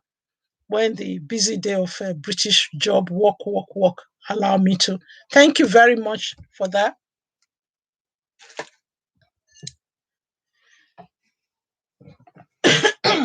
Sorry, guys.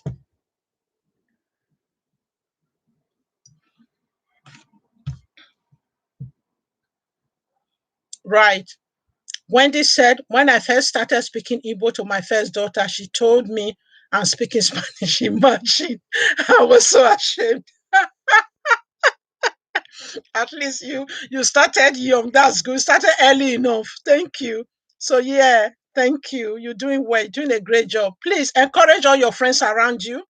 You just speak it consistently, like my sister from the beginning. I keep advising her to speak Esan to her children, even her friends that are not even Esan. Those of them, there was even a particular friend who used to, when the mother started living with them, he told the mother not to speak Igbo to her children. But when she now, her children are much older to my sister's children. When she now realized my sister is speaking this to her children and they understand, she now started trying to revert it. It wasn't that her mom said, you said I shouldn't speak. It was out of naivety as well. Maybe she thought it will impart on their English and ability to excel in school. Look at all the Chinese and Asians around us. They're doing well. In UK, they excel in politics, they excel in every, look at them. They are up there. The next position they are up to now is it will be a prime minister. So it hasn't stopped them in any way. Okay. I'm just throwing back a bit. I know you guys can see me when I'm going through the charts. Yeah. Wendy, we can understand. When I was banking, that's when you said that. And Rara Evans, you said something there. Yeah, you said you're from the UK. Yeah, US. All right. Pat, you said you are from Cross River, Niger. Right. There are a few of you Cross River people here, you know. Yeah, our popular YouTubers in Nigeria YouTubers are always in that your Port Harcourt and that your south area, Andy. Then Glow, you can see your brother, your sister there. I know you don't speak the same. Do you speak Ibibio or there are other languages in Cross River? You see how Nigerians are how our languages are so many. We don't know who we are. So, but we have to learn now. Okay, right. The aspirant speak Yoruba. Rashida, let me read what you said. Hello again. My reception is low and it's getting hard to hear you. I will drop off and call back. Much love. You are doing a great job. Oh, thanks, Rashida. Thanks very much for that. Right, Jackie Rabo said, I'm from Texas. I'm Esan Irua. Oh, thanks. It's nice to know that. And Sinachi. Osinachi. I know your other name is Jenny. It's Igbo. That's good. Yeah, I hope you are getting from. Hope you are learning from what I'm talking about. Let me know. Jackie Rabosa is on. Yeah. Thanks, Auntie. Okay. Yeah. Okay. Jackie Raboso said, I think Jackie, you see here. Yes, ma.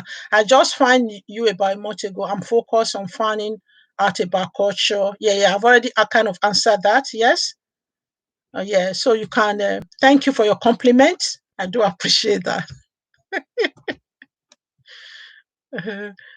I'm trying hard teaching my children. Wendy, thank you for that. Jane's diary, you cute and very humble too. Thank you. Yeah, Gloria Iyamabo. Excuse me. Thank you, one of my students. Thank you. Remember, we're still packing that big question that Anthony raised for us about the village, not taking time to the village. Before actually going to Anthony's question, sorry, people. Okay, you speak Ibibio. Okay, Glo, you also speak Ibibio. Oh wow, we forming the Ibibio club here. Can you guys take note of each other's names? Dinobo TV. Glo by Ariana is not currently in our group.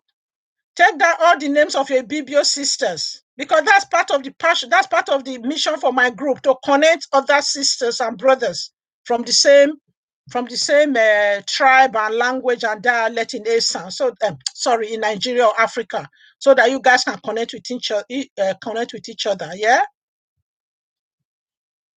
Nji Dekamadu. I think, oh yeah, I remember you are one of the students. I think you are married to an ASAN person.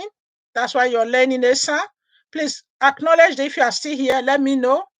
I know the number fluctuates. Some people have to go and some people are coming back. So please bear with me. Sorry, my throat tends to dry because I'm talking longer than or more than usual. But I'm enjoying it. Oh, I'm not complaining, guys. I'm enjoying it. So please let me know. I think the sunshine is getting in here again now. Let's see. Okay. Is it better like that? Let me know. Just give me a thumbs up if you feel it's better. Or is it too dark?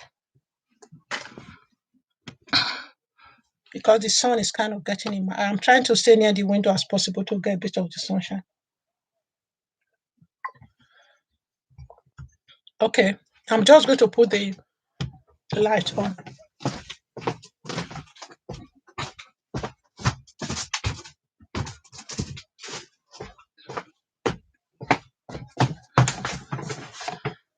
Okay, right, guys. Yeah, it's fine. We can see you clearly. Thank you very much. So yes, the Noble TV. So please take the names of your Ibibio sisters down. So I will now let them know if they want to share. Some of them are not on our group on the, the group I mean, the Diana. My best friend is Igbo. Yeah, that's good. Yeah, we all have a lot of friends in different tribes. So that's another reason why we should, at least if we don't even know the details, the main stuff, we can just at least learn the simple greeting. Nothing stop, like Larry is very good in Esa. So, I mean, the greeting, he tells me, but yeah, now when he sees me. So, yeah, we can just learn the simple greetings. Yeah. I'm one of those who always used to classify myself as very bad at languages. So the only language I can actually speak is Esan and the English self. I'm even struggling to speak the English sometimes. There are some of the words in English up till I can't pronounce very well, which I don't care. They can pronounce things in my language. Even if I always tell them, I'll work. I said, even if you are giving the whole of your life, then you can't even learn my dialect. At least I can communicate in your one. I'm even studying and writing exams and writing reports with your language. It's a second language to me, so you should appreciate it. So rather than trying to thumbs me down and make me feel, yeah, you just have to try and say it in a polite and sense of humor, so they will get it. Oh, thanks everyone. Thanks for being here. Right. So please, yeah, I want to, yeah, thanks, the Noble TV. Thanks for staying with us. I want to answer this question at the elephant in the room. The not taking children to the village. So please put in the comment section. I see 20 people watching us. Put in the comment section. Oh no, not comment section. Put in the chat, please. Me and my comment section. I don't even say it properly. Put in the chat, please. What was your experience? What do you know about your village? Have you ever been to your village? Now that you know what you know, will you ever take your children to the village? So this is a topic we all need to discuss. It's very important. This is part of our cultural heritage. Take away, I understand the evil now that befalling our nation, this insecurity. Just pack that. If that wasn't an option, if that wasn't there, will you take your children to the village, especially those of you that have young children? I don't know, some of you are living in diaspora. I don't know how long you live in diaspora. So like somebody like Anthony, although he couldn't even speak the Asan, I know they always used to take them home. The parents always used to take them home. So he had that cultural identity and the background, but the language was still missing. That was why he decided to work hard to redeem the language that he couldn't speak. So it's an example, and so many others that even when you're an adult, I don't want to keep flogging this. I've dealt with that at in a very great detail today about you, the adult children. You can still learn if you are really keen in learn, if you're keen to learn, because yeah. So because I believe, like the point I always say to people, some of us Nigerians will say, oh, we can't learn other languages within Nigeria. Especially the adults will say it's harder for us to learn. But when we migrated, we are dumping Germany or France or Italy or Spain or wherever that China, Japan, all those places, even Taiwan, everywhere you go, you see Nigerians there and Africans there. And we dump into places where they don't speak English. We start learning the language. Oh, Mantia Victor, thank you. Thanks for coming.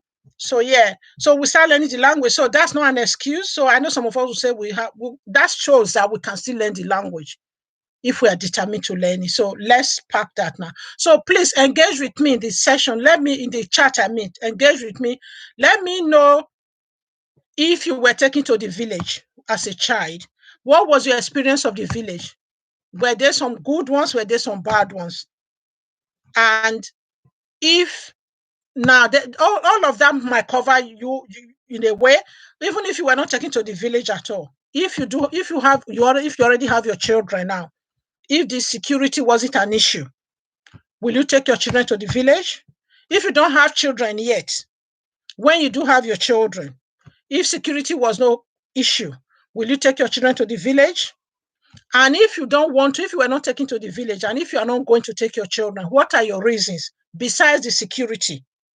I don't want to put words in our mouth. Are we one of those who think, oh, our village people are pursuing us? All the witches and wizards and the villages that they are going to harm us. If they see us, they're going to be jealous of us.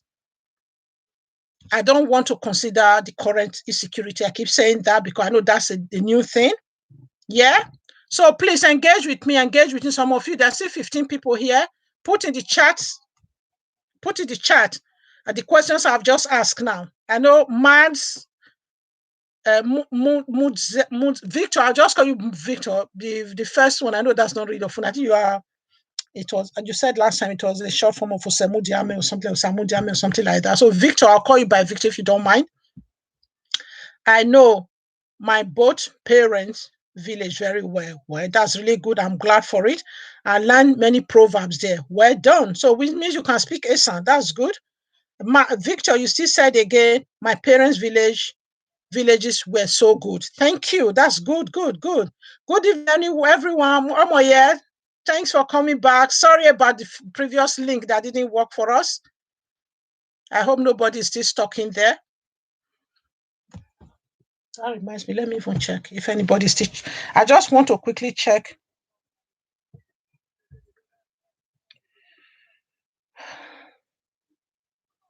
I'm just waiting for you guys to say to leave things in the comment. Please engage with this topic. I just need to quickly check the other device to see if some people are still, because I don't know whether I checked the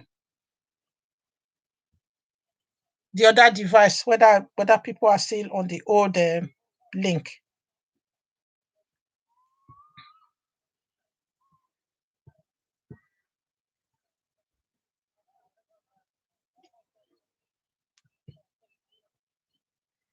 Okay. All right. I think that seems to be off. Okay. And I think everybody have found us. Okay. That's good. All right. I'm just going to look at this now. Good evening, okay, Rara. My children will go to the village, meet their grandparents. Thank you. Thank Rara Evans. That's good. Your best friend is Igbo. Sorry, I'm just looking back at the chat. Okay. Yeah, you are the one that have an Esa fiance who mother doesn't speak Esa. I'm just trying to reconnect. My brain is moving at 100 miles an hour. So sometimes I have to make sure I'm speaking to the right person. Yeah. Right. Is there anybody? I know this is a sensitive topic. Is there anybody who wouldn't take their children to the village, and why? You are right, ma. Okay. Okay, I'm right. What? Undika. Oh God. You see the problem we have in Nigeria. We can't even produce. I think people that with this your name I always usually call NJ. So I'll call you NJ if you don't mind. I know if that's no if people don't call you NJ, so please bear with me. I know you are saying I'm right. I remember you very well. You said your husband is Asa and your children have Asa names. Yeah, when I was doing the topic, when I did the subject on the names, yeah, the video on names, yeah. Any of you, there are still 14 people watching. Please talk to me, engage with me. Leave your comment in the chat. Let me know your views about this village. Remember the topic we are doing now. We packed it before because it was a big one. Once I go away with this one, I will not stop. So I really want to hear your views because Anthony left parents. Okay, he said, why do our parents have negative views of going back to the village? That's the question we are addressing. Why do our parents have negative views about going to the village? Anthony, if you are still there, type it in here again because some people, it might be a lot for people to scroll back, those who just join us. I'm not sure if there's a way of copying all this chat. And those are the things I need to learn. I don't think they allow you, the system don't let you copy and paste. Okay. Sinachi, you said might be personal issues. That's true. Yeah, that's true. Yeah, I know what you mean. Thank you.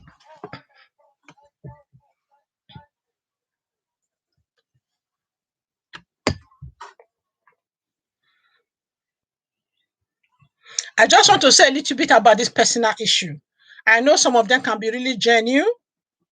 There might be some of our parents who have very difficult relationship with some sibling or uncles or aunties, or for some reason their relationship are not very good back home, and they might decide not to go, and there might have been some things that has happened. Even some of these things, to be honest, some of them might not even be us personally, maybe our parents and their siblings. I mean, not even your parents now.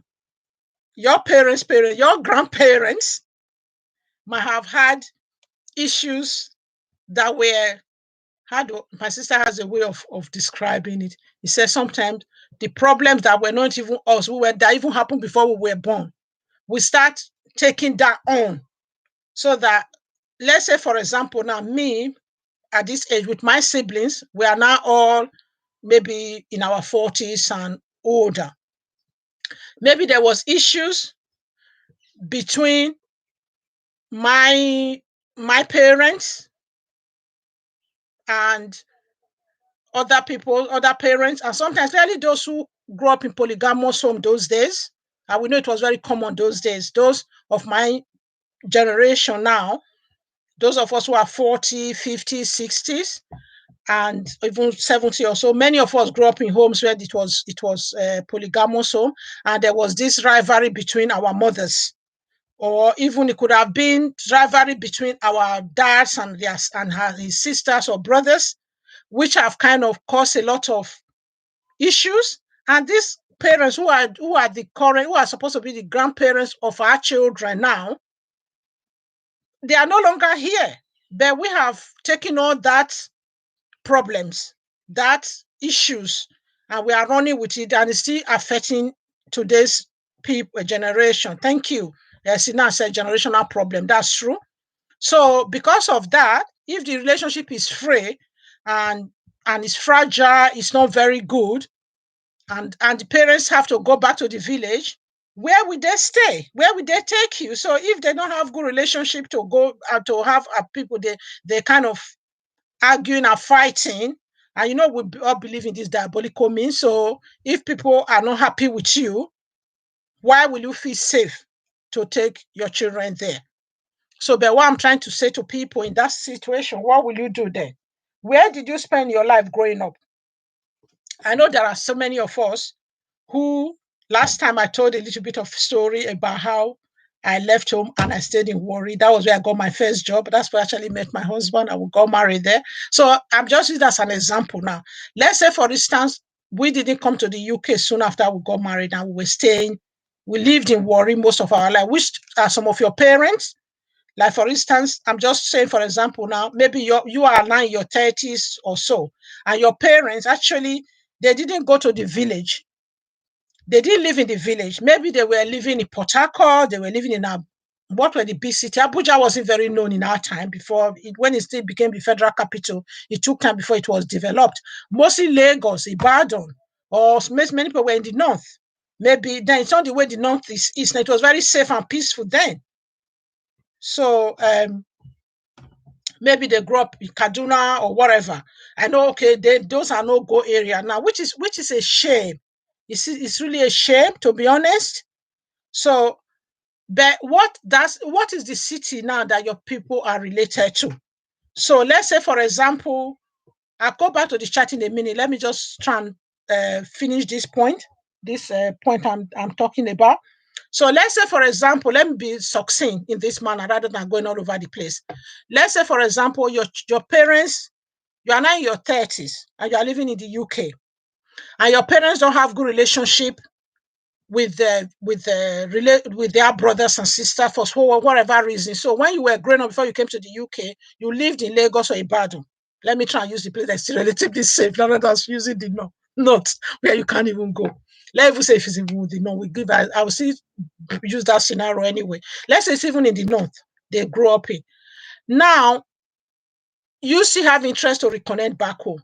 Ask yourself, Lagos is relatively safe, and you can really relatively be anonymous in Lagos and just go there. And there are still I watched to see Yemi. I don't know if any of you follow, you do a lot of, when you're a YouTuber, you tend to things pop up on YouTube. Before you know, you start finding one or two channels you like. There are good resorts in Lagos where you can go and have good time. And you can just go for 2 weeks, 3 weeks and still have a feel of Nigeria. There are even people, and I follow Yvonne, how Yvonne is spelled with IV. She relocated. There are quite some people who are relocating from US. And it's not only Ghana people are relocating to. People are relocating to Lagos, Abuja, and places. So there are places you can stay in Nigeria where you can still have a feel. of the place. After pandemic, of course. I know this is another problem we're having right now. Okay, yeah, Glow. I'll come to you, Nancy. Glow Barry, and I'll come to you in a minute. So, right, let's see this now. Okay, my children will go to my village to meet their grandparents. That's good. That's a very good way to think about it. Okay, Anthony, as I said, you have put it again. Why do our parents have negative view about going back home or to the village? Yeah, that's a good one. So that's what we are talking about, people. So, right. Sinachi says some people are superstitious that people are out there to get them and their children. It's true. That's a big part of it. Why many people don't take their children. So we have to be honest about that. And I'll answer that in a minute. My take in that, my take on that particular belief. People are scared of village because of some black magic going. That's true. I just wish you guys can laugh online. I wish you can come on the phone or video and be able to laugh with me. That was why I enjoyed so much when I did the interview with diaspora speaking Yoruba, Rashida of diaspora speaking Yoruba. We had so much laughter, even outside of what you can see on those videos. There was a lot of giggling and laughing, and some things we have to try and cut out. My son was trying to use some as outtake, but because I didn't want the video to be too long, I didn't do the outtake. It was so much fun. I'm really looking forward to when I will meet some of you face to face, or probably we do is when I get to some certain part, because at the moment I'm still limited to what I can still do. Thanks, Sinach. Thanks for laughing with me. Yeah. And that reminds me, please subscribe to my channel if you haven't yet. I know many of you who are here today, you have already. But if you haven't yet, please do, because I'm still trying to reach 1,000 subscribers. Please share my video and get your friends and family members to subscribe, please. I really want to reach before my 12 months. In my last video that I did, you will see what I was saying there, how the lockdown locked down my brain. So I wasn't as consistent and as committed to the YouTube as I wanted to. But since January, when I dust up my socks, I decided to get on going again. And I'm working hard now, but I'm still nearly 200 and something, about 270 when I checked today. Yeah, about 270 something to go. Because if I hit my 1,000 subscribers, even if I'm not monetized, because the watch hour is still well away. So those of you who are here, please watch my videos. Just keep running it in the background. I'm not supposed to say that here, but you don't really have to play. Just if you have a device, just run it and just keep it going so that at least I can. I'm only about 1,700 hours, watch hours. I still have 2,000 odd watch hours to go, but I know it's a hard. I'm very far away from where I'm meant to be, but I have to keep pushing. I can't give up now. I'm already committed to this. Okay, UJ. Oh, you're back. Have you arrived home now from your job? Okay, I'll deal with it. I'll talk to you in a minute, Glow Variana. Thanks very much for always engaging on my live streaming. Okay. I'm basically a village girl. I can speak and write Igbo very well. Same with my daughter. Oh my goodness. Kudos to you. Please try and encourage your friends. It breaks my heart when I see some of these your Igbo sisters. I don't know. I know the snapshot you see of them on the video. It's not enough to judge them. But I feel where you live, if you actually religiously speak Igbo to your children, it should reflect in some of your videos. You guys shouldn't lose the baton or don't become like the other tribe like us, because you are one people. And I so much admire the way, especially all those popular Port Harcourt YouTubers, when they go to their village, the way they speak Igbo without mixing, even every sentence they can say, they can switch from English to Igbo and say the whole sentence in Igbo, even when they're speaking to their parents. But many of them are losing it. I can't see them speak the same to their children. Yeah, please. Yeah, try and promote it among your circle of influence, please. Let's start small and then make it and take it from there. If you can encourage few of your friends to start to do it, then gradually those ones will influence other people. So we can't do everything, but let's start small wherever we are. Good. Right. So that's that one. Okay, we know there are some reasons. Oh, let me look at Glue's reason up here. Okay. Victor, you say you love their different festivals. That's good. Yes, yes. I agree with you. Many people don't want to take that because of black magic. I'll tell you a joke.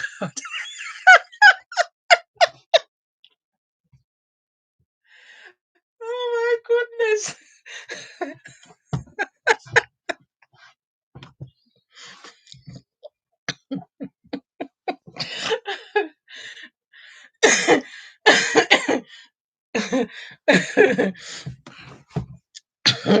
Sorry, guys. I'm so sorry. I'm so sorry. You can't laugh with me in person. Let me tell you this joke that is making me laugh. My immediate younger brother. I just hope you guys can see him in person. He's such a gentle soul. But when he says, that's one of those brothers that is so quiet. But when he says one word, he can be worth $1 million, ₦1 million.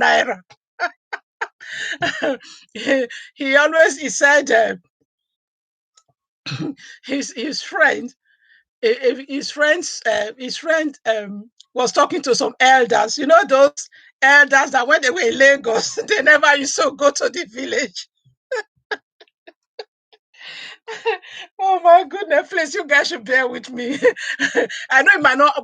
By the time I finally let this, might not even be as funny as I'm making it to be. So there's this elderly gentleman who used to live in Lagos. So my brother's friend is one of those who said they don't go to village because they are scared of the witches and wizards. So this gentleman is now in his 70s. So please, if you just join us, you haven't hit the like button yet, please hit the like button. And if you haven't subscribed to my channel yet, please, if you don't see the like button, if you don't see the subscribe button on this live stream, when you finish, please go back to my channel and subscribe, please. Yeah, please, very important to me. Yeah, it will help me, so this gentleman is now in his 70s, retired. So the next time this my brother's friend saw him, I was asking him, I said, oh, Owale, in Esa, an elder would refer to them as Owale. And I said, Owale, I thought you said you never used to go to the village. Why you now? You retire, you're not even in the village. The guide said, we are not the witches and wizards that you, the younger ones, will be afraid of. Because when he was younger, he used to look at the other ones as the witches and wizards that he's scared of in the village. He said, who is going to kill me now that I'm in my 70s and 80s? So I'm not the witches and wizards. You guys, you young ones should not be afraid of in the village. So anyway, what am I trying to say? Some of us we glorify, we are so holy. Everything is godly. We are Christian. We are born again. And we are still afraid of witches and wizards. If we actually trust God with our whole heart, who is big, who is stronger, the devil or God? The witches or God? So, and when I was growing up, actually, for me, I used to always take my children home. My daughter still reminisce about it now. One of the things that actually breaks her heart is the fact that in the last few years we were going home, is the way things have changed. From the first time they went home, and the early 2000s, the first time I took them home. Yeah, yeah, around 2003 or so. So they used to even be able to go. I think probably I said it in the last live chat we did. They used to be able to go out with their cousins in the evening, go and rent all these home videos then, and buy suya and roast yam, and they were just living happy, carefree life. When we go to travel the way, some holidays I would just take and say, this holiday we are focusing on your dad's family. We are going to go to your uncle this person in Lagos. We are going to go to auntie this in Zaria, and go to the auntie this in Kaduna, just for you to that each holiday we try and focus on doing some trip. We used to, my daughter, when she's actually talking about Nigeria, people always think that she actually grew up in Nigeria, because she even knows Nigeria more than some of the cousins who grew up who spend all their life in Lagos, who've never been to the village. So even when we're in Lagos, we used to take them to Balogu Market, all the material and things we do, we take them there to buy the things. So the thing is that, but what is so annoying now is the last few years when we now go, everybody will say, oh, don't speak. Don't let them know that you are from abroad, because of fear of this new evil that has befallen our country, which is really break her heart. She now said, Mom, it's really bad. I wish It's just a shame that her son can never have that village experience that she had. So what am I trying to say? Even then, I never used to believe in witches and wizards. Let me tell you one of the reasons. When I was growing up, sorry guys, I always have this thing that sometimes I don't know if some of you have it when your nose start itchy. I'm not Pinocchio, I'm not lying, so I think sometimes when I'm hot, it just, I don't know whatever it is, I've complained about it, but no one has been able to find any solution. I've just ignored it now. So whenever I'm kind of heated up like this, the nose starts itchy. So I need to calm down, a bit. Let me tell you something. When I was growing up, my mom, those of you who don't know, my dad is from Ekboma. Some of you don't understand the difference. Within the side, there are still big towns and towns, not cities. They're almost like cities now, actually. I said that in one of my videos. So, but we always used to go to my mom's place during the festival. Somebody said, so the festival used to really be good. Every town in Esan have different days, like couple of days in a year where they do their festivals, and you always used to travel there with any family member that is doing the festival in their particular town to go and support them.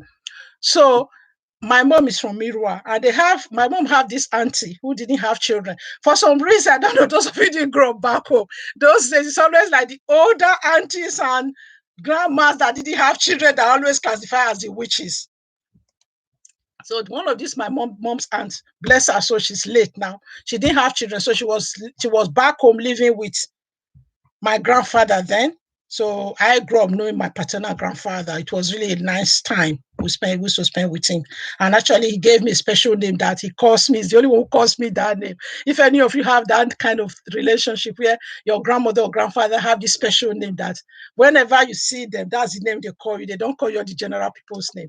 So anyway, there's this lady they always used to classify as that she's a witch. So some people generally will run away from home because they said she's a witch. There are even some they will say they have confessed that they are witches.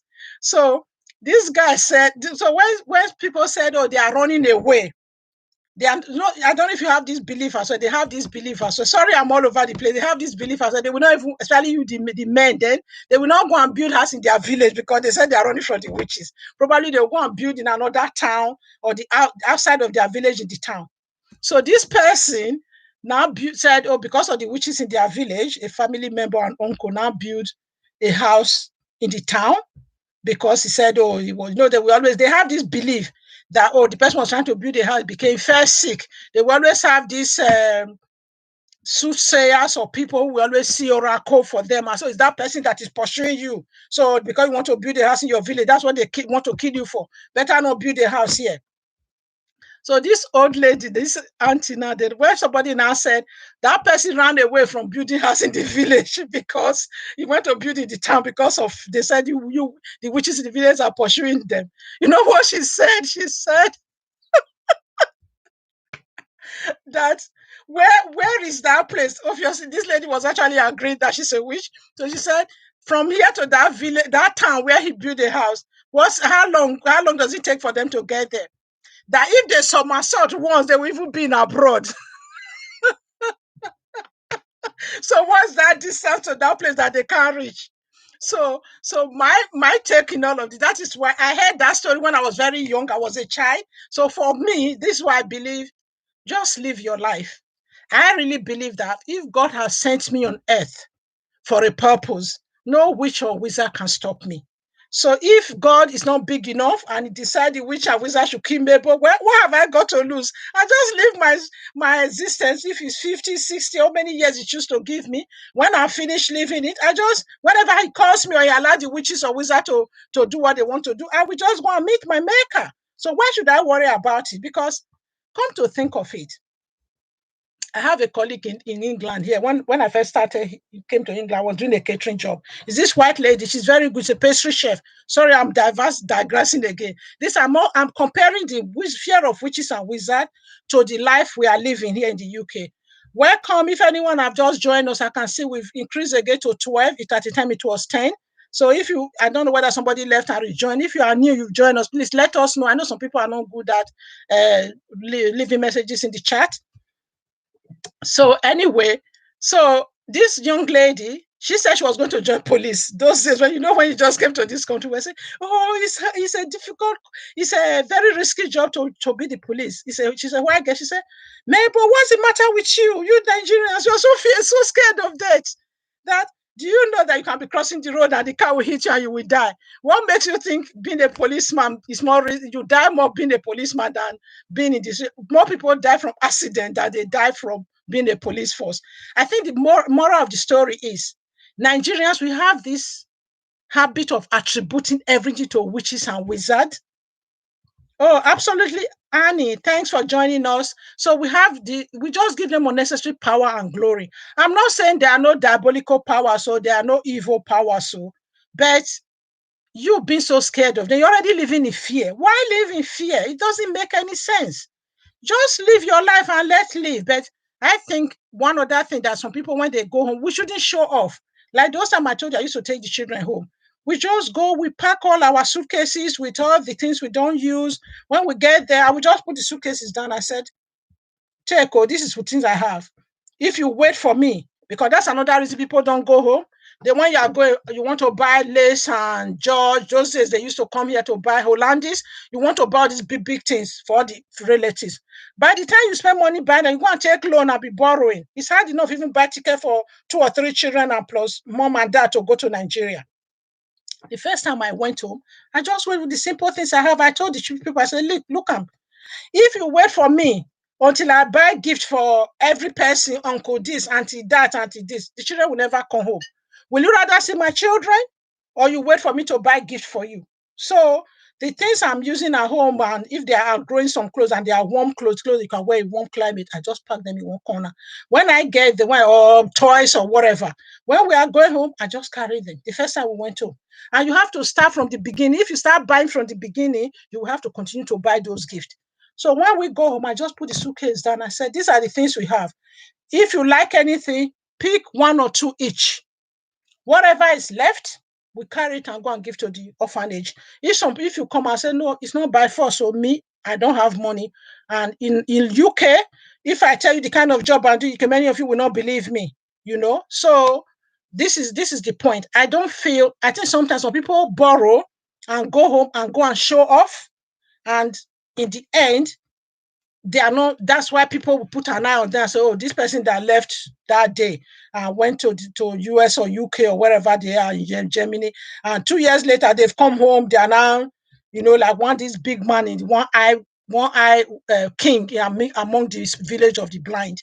So that's another thing. And I'm not saying it's always the case. People don't always do that, but people have genuine reason why they're afraid of home. But so if you're afraid of home, rather take the children to the other village.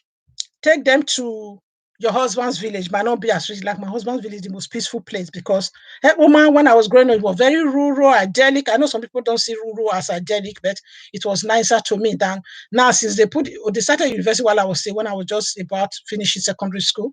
But now this town is almost like worries everywhere. Bike, Okada is grand. I just don't like it. I'd rather go to my husband's quiet village to just go and retreat. But I still will still visit my home at least, and because we are obviously in the central, we're not like outskirts of Ekboma. I still will visit my family home, visit my mom, and spend time with my mom. So what I'm trying to say, we can do that if it's safe for you to do it. If you have a home to go.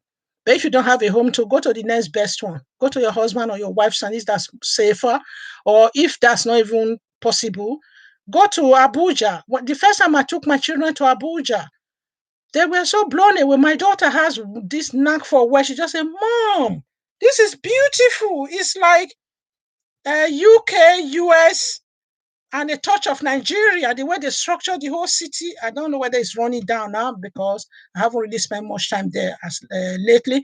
If we had somebody who took us around to the Millennium Park, and took us past did they take us to the Aso Rock, or we just drove past the Aso Rock?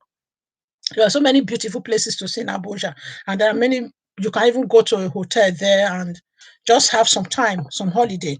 And Abuja is still relatively safe, and you can remain anonymous there. Nobody will know. Lagos is still relatively safe. And Larry, I don't know if he's still here. Larry went home recently, and he had a blast. He really enjoyed himself. He's even now saying as long as pandemic allowed, he's going to be going home regularly. So there are reasons we can go home, and there are safe ways of still traveling home. So that's that for that. So let me try and look at the chat now, what people have been contributing. I know all of you have been very good with this. Thank you, all of you that are still here with me. So please, let me just read this comment section. If you still have anything to contribute, please, absolutely, Annie, I know you just joined us. Hit the like button if you haven't yet. And anyone, if you haven't subscribed to my channel yet, please subscribe to my channel. And if you can't do it through the live stream, try and do it some other way. If you can, you know what to do. If you finish, you log off. When you log off, the first thing you do, please, before you leave, finally, just click on my channel itself and go on any of the videos and be able to leave some. Access the subscribe button there. So let me try and look at.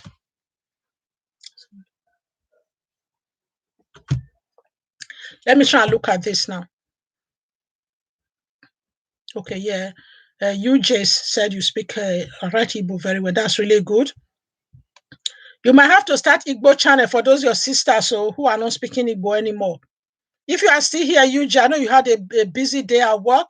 Just let me know if you are still there. We can talk outside this place. I think I have a direct number to you. Yeah. Global Ariana, you said the second time I went to the village, I went myself and the younger brother in 2010. So I have been to my village only twice all my life. Taking my children to the village is not my prerogative. I can understand. Yeah. Wherever you grow up, Lagos is your main home. So you can take, or whatever part of Yoruba land. I know you are Yoruba lady. I know you speak Yoruba very well. So you can take them there. There are beautiful resorts. Go and watch Cecilia Anna's channel. She always take time out. That's one good thing I like about that lady. She work hard and she play hard. She know how to take her children. I'm actually taking note of all those places she take her children to. So I'm going to try and plan a way to take my grandson and my son-in-law and my daughter, because my daughter really like Nigeria and my son-in-law too, they really like Nigeria. So yeah, we can have a way around it. Yeah, Globe Ariana. Yeah, we get it. Okay, that's good. I think she's talking about the number there. Yeah. Okay. Yeah, I know what you said. You said we will get there soon. Thank you. Oh yeah, when I was talking about my numbers, thanks, Omoye. So you'll get there soon, big mommy. Thank you. I need all your support. Please promote my channel to your friends and my videos so they can start watching me. Yeah. Okay. Yeah. But we take them to visit Lagos, Uyo, Calabar, and Abuja. That's great. I like Uyo actually. In my last video, I mentioned that lady. What's her name? Grandma Gift. I just like the way she's so bubbly. We need grandmas like that. All grandmas and granddads. We don't have to be boring grandmas and granddad. We need to put excitement into our grandchildren's life and start teaching them the language. Yeah, it's good to learn from grandmas. Many of us learn a lot of things from our grandmothers and grandfathers. All right. Yeah. Victor, you said, I used to be scared of the village, but I learned from my grandparents that there are rules and regulations in which those powers are being applied. Yeah, that's true. It's not really as bad as people think. I'll have to tell, let me try and read this comment section. Remind me, there's something my dad said. My dad, bless his soul, his rest in peace. He died 2004. Yeah, 2004. See? Many, many years ago. So, but there was something he said to me when I was a child that also made me not to be scared. Okay, my case is different. I grew up in Ekboma. The first time I actually left, apart from traveling to other part of Isha, like Irua, to my granddad and my mother's place and my uncle. I had very good relationship with my mother's, my uncles, my dad's, well, my uncles and my aunt, my mother's brothers as well. I have, and even their uncle's wife. I have very good relationship with them. So I can't speak for other people, but there were some other relationships that were not so good. So, but do you always have them in family? So don't dwell on the one that are not so good. I'm a helpful person. Just dwell on those who have good relationship. Focus on them, and those you don't have good relationship, you just respect them. Yeah. You don't have to always dwell and fight with them all the time. Just say, okay, I understand your pain. You have a point. If my mom or my dad or grandparents, you had your parents, the fight was between your parents my dad's parents and your dad's parents, which is so far removed from us. Why do we have to internalize it? Where they are gone now, they had the fight. Let them die with their fight. I don't want to fight with you. But if they are still cagey and they still want to make things difficult, just respect them, greet them, respect them, and but you don't have to be their best friend. Just be their acquaintance if possible. Yeah, that's my motto. Anyway, let me try and read. I'm so sorry, guys. I just have so much opinion about all of these things. I'll tell you something. Remind me something my dad told me when I was a child. I'll go back to let me read that. So yes, Global Rihanna. When we go together, I like to go to you. I want to go and see Grandma Gift in Uyo. Yes. I actually like your color, but that's an area in Nigeria I don't know very well. I think you'll be my tour guide when we go together. Yes? Don't worry, you've adopted Auntie Mabel. Now you haven't got a choice. Yeah, it's true. They go back home to show off. Yeah. Right. Okay, we've done that. Okay, Victor. You said the rules. Grandparents, the rules that apply. That's what I'm telling you. Respect them. Don't step on their toes. Don't go and show off. Don't disrespect them. Don't make them feel you know better than them. And if they ask you for gifts, you don't have it. Explain to them why you don't have it in a very respectful manner. Like I told you, when I used to take the children, people start looking at me. I said, "Well, it's either I bring these children home, they have relationship with their family, cousins, and my uncles, and I know where their town of birth, or I wait until I'm able to raise money to buy big gifts for everybody." And I don't think that is the best. By the time the children have grown up and flew the nest, so is it big gift? Even the so-called laces and judges you want me to buy for you, you guys already have them there anyway. You know, so there are respectful way of letting them know. And I think it depends on the relationship you have built as well. Okay, yeah. Quiet people are always like that when they speak. Okay, all right. I don't know. Okay, it's possible, probably it's what I said at that time. Okay. My grandfather used to say that too. Okay, yeah. I think I might have said something that my grandfather said. Yeah, I can't remember. Yeah, I know that makes sense at the time. I'm so sorry. I'm coming back to the chat later on. I've been saying so many things, so I can't really remember everything that's related to this. Okay. Sinach said, I believe that most people are more scared of the native gods than the Christian God, but they don't want to admit it's true. It's true. I agree with you totally. Yes. Yes, I think this fallacy of everybody praise. They want people jump into church now, sing, oh, single. They say, "Oh, praise the Lord, I'm a born again." It wasn't like that when I was a child. When I was growing up, Christian Union and Scripture Union were very taken. When you're a Christian, you take it very seriously. It's not like I think these days people go to church as a way of as a cover, just to pray for protection. Is the old replacement for the old babalawo and traditional herbalists people used to go to. If you really do deep down, those herbalists, they were not really bad people. I know there were some bad dubious ones, not even as bad as this ritual and all these courts and all the rest that have now befallen the university and everywhere. Those days, things were not like that. The village was relatively peaceful. I know you have the odd one. They will say, "Oh, that person don't step on their toes." They have so bad medicine that if you step on it, will cause also thing for you. But if you don't cross anybody, you live your JJ life. Nobody will really. Yeah, it's true. People are really deep down afraid of that than the Christian God. It's true. I agree with you. And they need to know what faith they really believe in.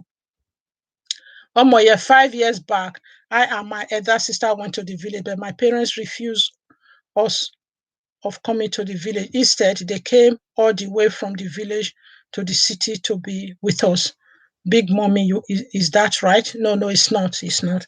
Yeah, I don't know whatever they are. Sorry, guys. I'm scratching my nose on camera. Sorry about that. Like I told you, when I'm hot, sometimes I have this itchy nose. Yeah.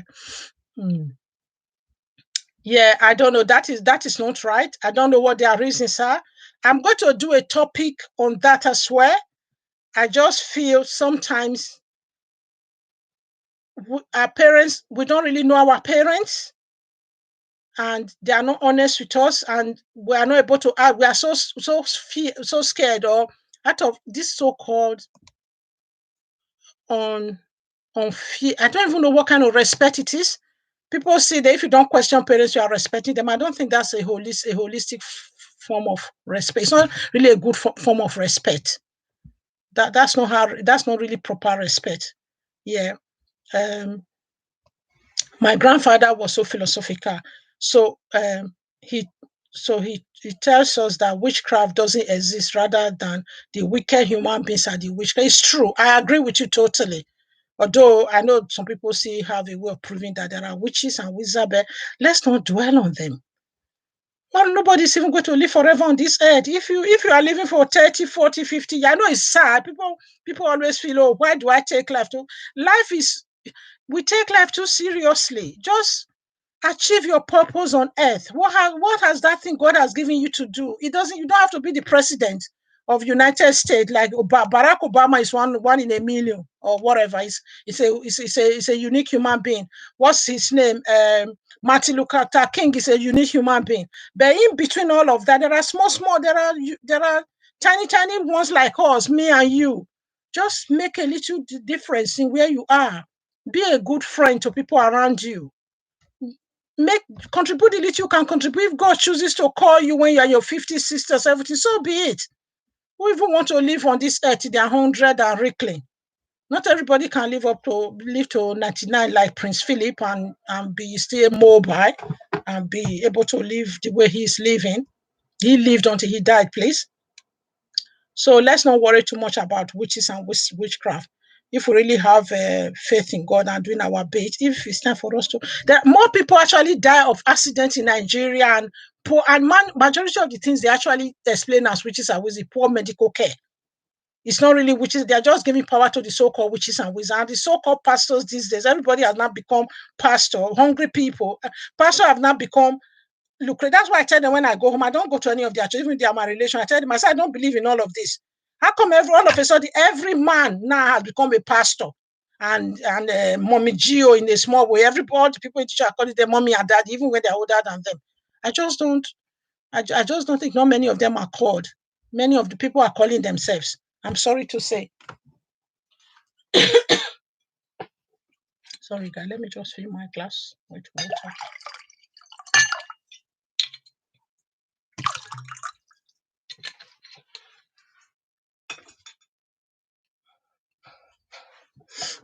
Please, if you are still here, let me know. I can see 11 people are still here. I have a friend from Haiti. She says she doesn't want to. I'm not surprised the person doesn't want to live to 70. If you actually live up to 70 years on earth, is it not even enough time? I know the older you get, when you're now looking up to 60, you're not thinking, oh, probably it would be good if you live another 10 years or more. I also have a colleague at work.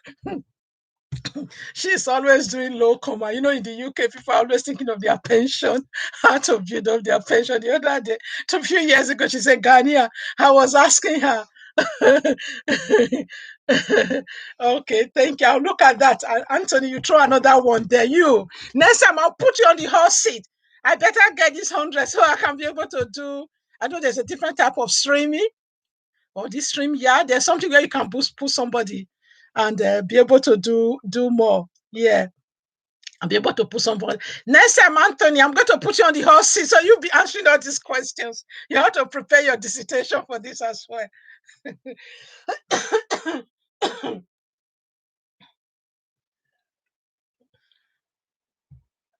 Yeah, I'll come to that. Let me tell you something that my dad told me when I was a child. I think I must have just started boarding school. That's one good thing with me. And please, the men, I can see there are quite a few men here, and even the women that are here. Please help your husbands to have good relationship with their children. I know some men, this child care thing, I know by nature or nurture or whatever, the default always fall on the women. But I think it's very important when you have, especially your daughters, let them have good relationship with their dad. I find there are a lot of things, even at my very young age, the dialogue I had with my dad, and that's why even when I got married and came to the UK, I used to those days before mobile phone became very, it make me sound so old. Before mobile phone became very popular among everybody now. I used to see, even those, I used to remember taping a tape recorder, recording to send to my dad because although he spoke broken English, couldn't really speak English very well. Yeah. So yeah, I'll come back to the chat in a minute. I had this dialogue with my dad when I was still very young. I must have been just maybe if the first year in secondary school. I think it's very early teens, or if I wasn't quite teens yet. My dad told me, said, "Do you know Mabel?" I know I call myself Mabel now. That's how the English people call me. So you say, Mabel, do you know one thing I've noticed? Those days, people used to give power to the witches and wizards and say, those days they will say, oh, that woman, especially my dad's time, when I was growing up, okay, they would say, oh, that woman had 5 children. All of them died. Only one survived. So he said, they were just giving power to the witches and wizards. He told me, he said, do you know what he has realized? The majority of those children died out of poor sanitation. Because if some of you don't know, okay, those of them who live in the 30s and 40s before, in my time when I was growing up, tap was running in Eastern land. You will actually go to the tap and in the street tap, and it will run. You fetch water there, clean, power-borne water. But is it power-borne water or whatever they call it? Clean water was coming from the tap, the street tap. That's where we all fetch water until that, obviously this is what I'm up to the 70s. When I was a child in the early 70s. Then before before I went to the boarding school, late 70s. So I'm giving my age away now.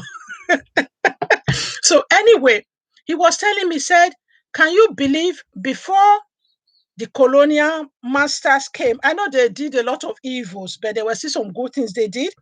That before this running water, clean water was in the tap, that those days, because there were not very many rivers that were close to the towns, in the Eastern land, the rivers were very far off. It was in the farm. When you go to the farm, you fetch water in the river. He said it was this, the pond they used to do those days. They would just dig a pond, not like the wells they dig now, they plaster it, or the borehole. Even in some part of Eastern, many people still don't have borehole. They have the well where the water from the roof gathers into the water, which is not still very safe to drink now. Some people still drink it. That's where you see they always have typhoid. But even then, before my dad said, it was even worse than that. They were not even having a cemented wells they have now. They used to just have a local well that the water that runs in the street will gather into it, and they will just take the water. They use alum to filter it. All it does, it clear out the redness and the dirty color, but the germs and the bacteria were still in that water. It was only clear enough just to make it pleasant for the eye to drink. So that's why he was saying that he now knows that most of all those unclean, very dirty water and stuff, that just imagine you have a baby, even the umbilical cord will not be sterilized or anything, and they just, they don't really treat the child. They were not really taking care of. Many women were dying of childbirth. There was high mortality rate, and everything was attributed to witches and wizards. So he just used to tell me, said he cannot realize that it wasn't witches. Like in our time, obviously, we were fortunate, like someone like me.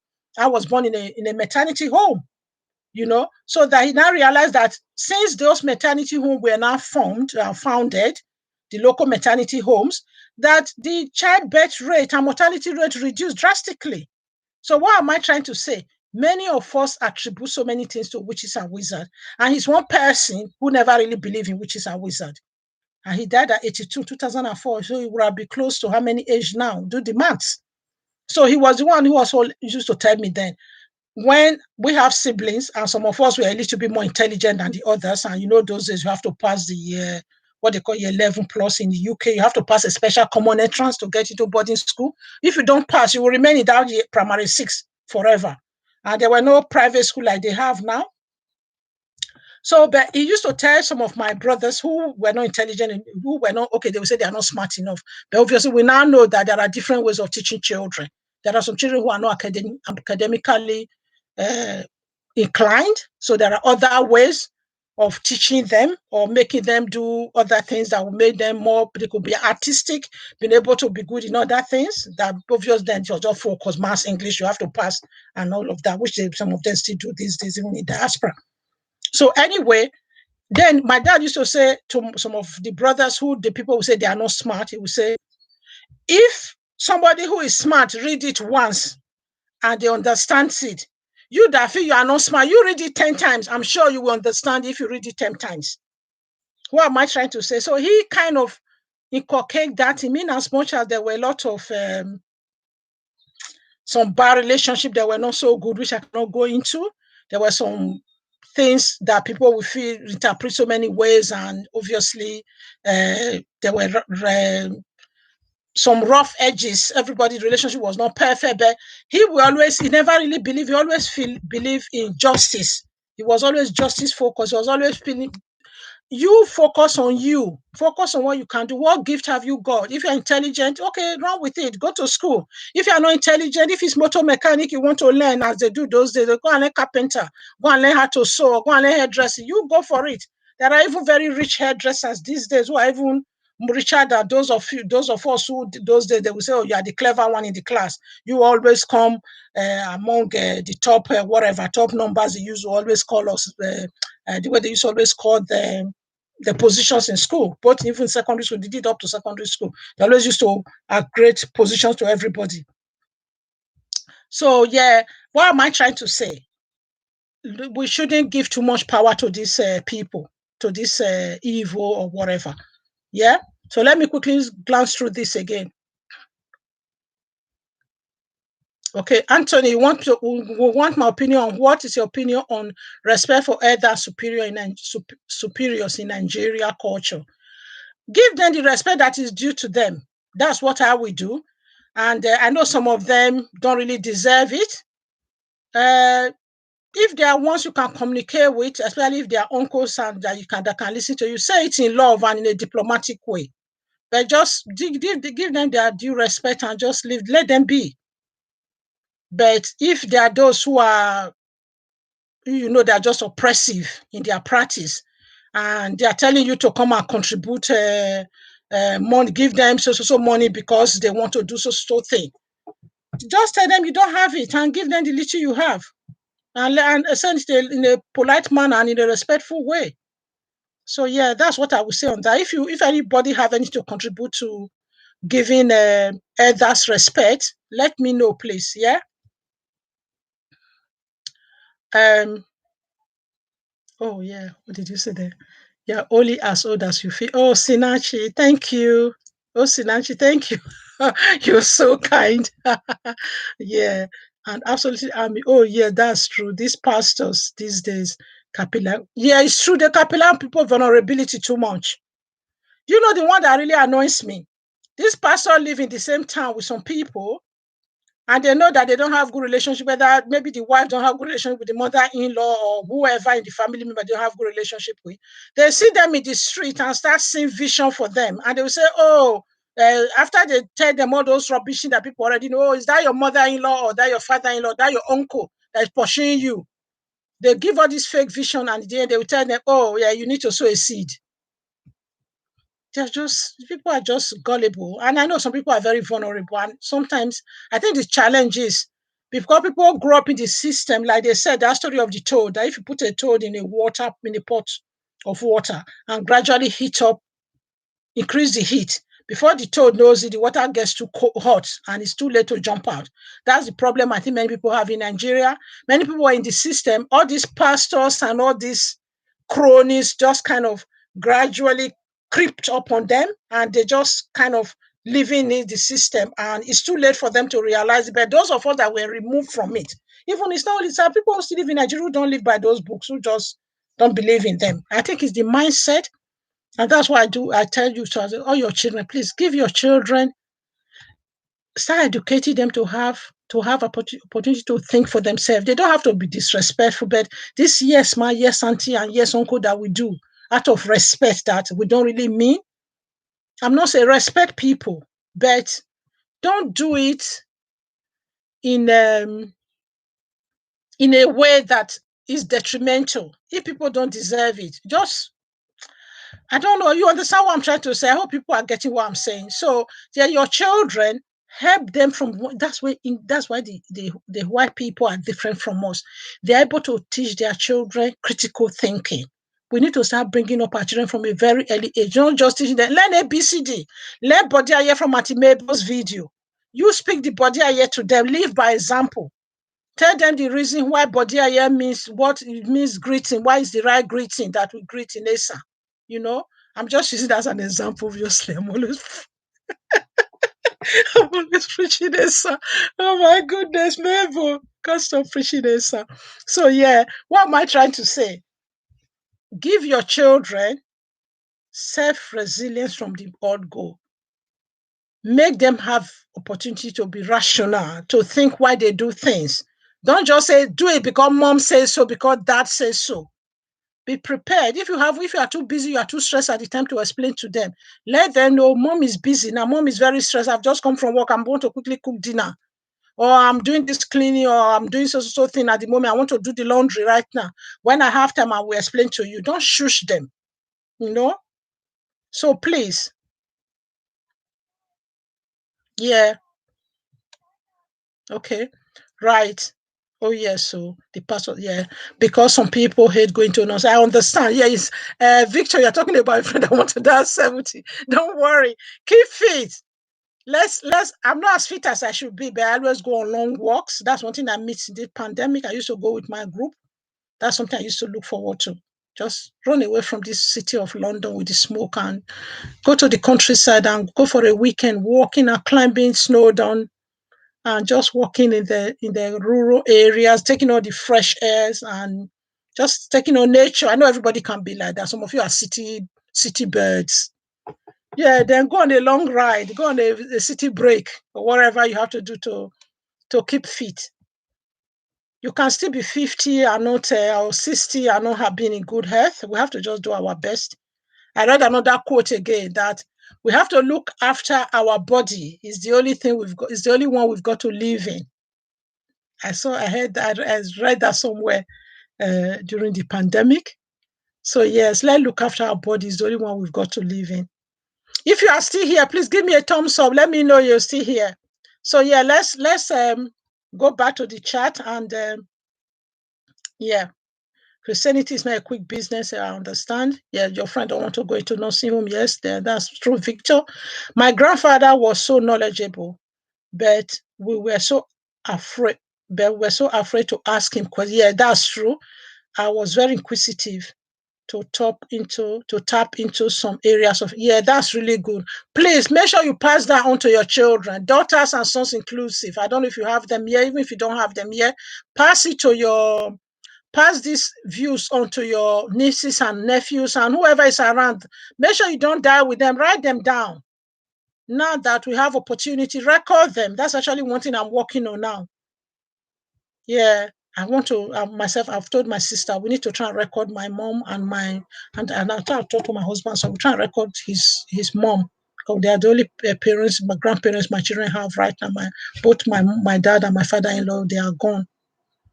Yeah, obviously, I know people will say men are usually in those days older than their wives, so they tend to go quicker than the women. Anyway, we women, we so after you've gone through labor, anyway, you become resilient. Nothing can. Oh my goodness, people! If you agree with me, if there's any woman in the house that have had babies, to tell me if you don't believe once you've gone through labor, it's like going to hell and back, so nothing can kill you anymore. I'm now saying though that's no disrespect to those who haven't have children yet or who are unable to have children. So please bear with me. I think generally we women are. I think another thing why women tend to live longer. I know that's another topic for another day. Is because we are more emotional or whatever. Psychologically, we tend to let out the steam more. We are more likely to chat to at least one or two friends about our problems.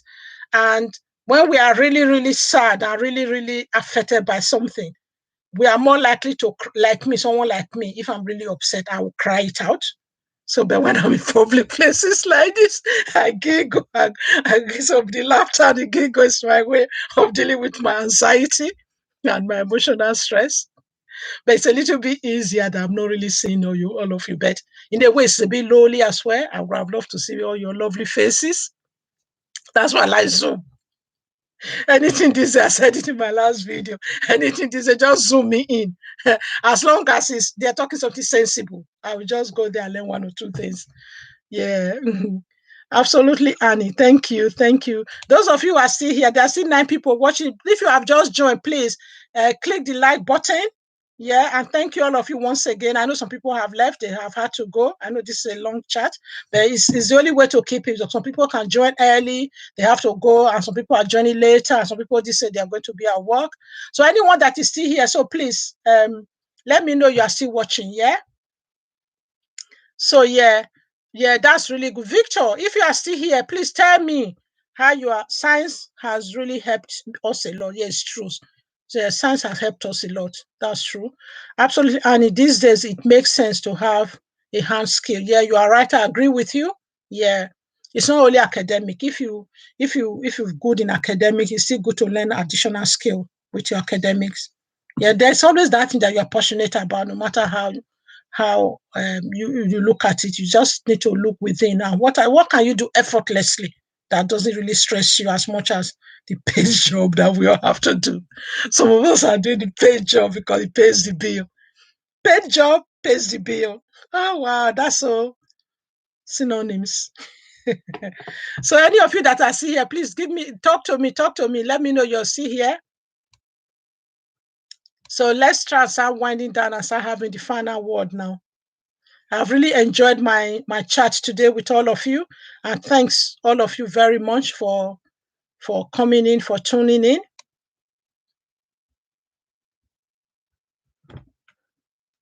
Victor, are you still here? You've gone. Usually you let me know when you are leaving. I know some of you are multitasking. I know some people I don't even know the time it is in Canada. Global Rihanna must be cooking dinner because it's a long time. Cooking dinner, looking after the children on the side while she's on this.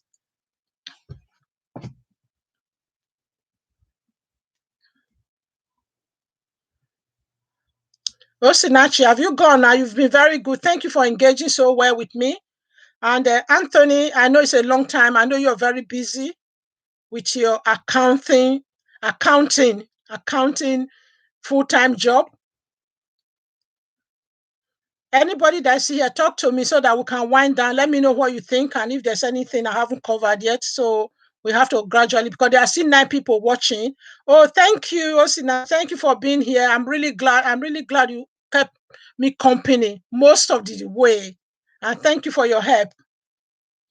Oh, thank you. I'm glad you enjoyed. It's been interesting. Thank you very much. Yeah. I know you've been supporting my channel as well. Please go back and watch the new series. I know you did watch when I did the Esan dance. Those of you who have joined us recently or who have joined my channel recently, that's another thing you will enjoy.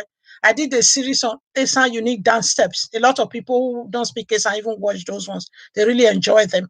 And those are the kind of dances they used to dance in during festivals in Esan when we were growing up.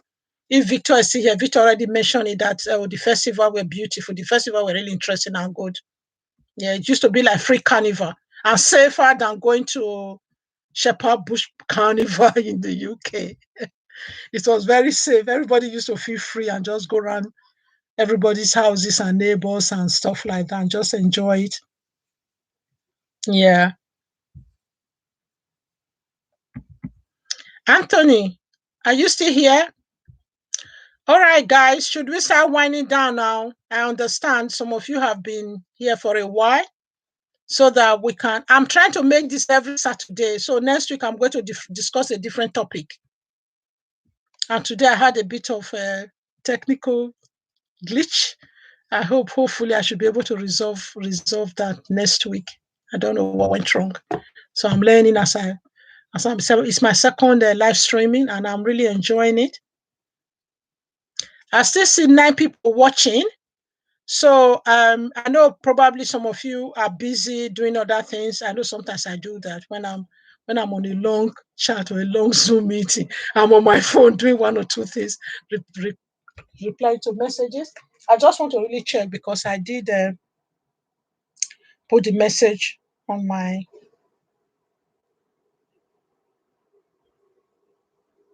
Okay.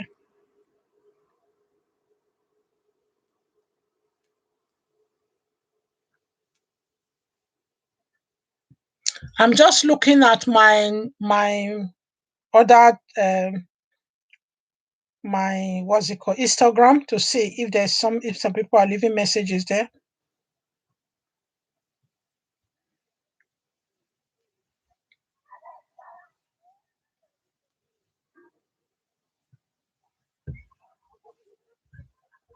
Oh yeah, I can understand. You're attending to the kids and you're still listening. I understand it's hard. Yeah, I understand. It's a long time. So yeah, oh my goodness, it's increased to 10 again now. If anyone have just joined, please just indicate because I'm thinking of winding this down now. I'm going to change this to silent night streaming now. Yeah. So all of you that have followed me, that have accompanied me to this time, yeah, you are looking good too, Mama. Okay. Thank you. Thank you too very much. Thank you. I say you too. Thank you, everyone. Thank you for your support. So yeah, I'm going to have to wind this down. I've been online for 2 hours 30 something minutes. So I'm going to turn it into silent night streaming now because there are some people who are going to be joining later so that they will know that we have finished. And yeah. Oh, Sina, Jenny, thank you very much. I'm so pleased. I'm so glad that you supported me all the way. Thank you. And we will try. I'm trying to do this every Saturday for now, just to because there are some topics that you can't really do justice to on by just covering them by videos. It's good when people interact like this. So I'm going to do another topic next week. So I'm going to be turning this to silent night streaming now, guys. So anybody that's joining later, you will know that it's now silent night streaming from here on. Okay. And thanks everyone. Goodbye. So if you are leaving, now can you please tell me goodbye so that I know I'm not leaving anybody on here? Goodbye, everyone. Oh yeah, global, and I know you need to attend to the children. I do understand. Yeah, it's not easy to be typing, and that's the challenge of the chat. Yeah. All right. Thanks everyone, and goodbye everyone. Thanks for watching. I know some people will want to stay on for the nice silent night streaming just to support me.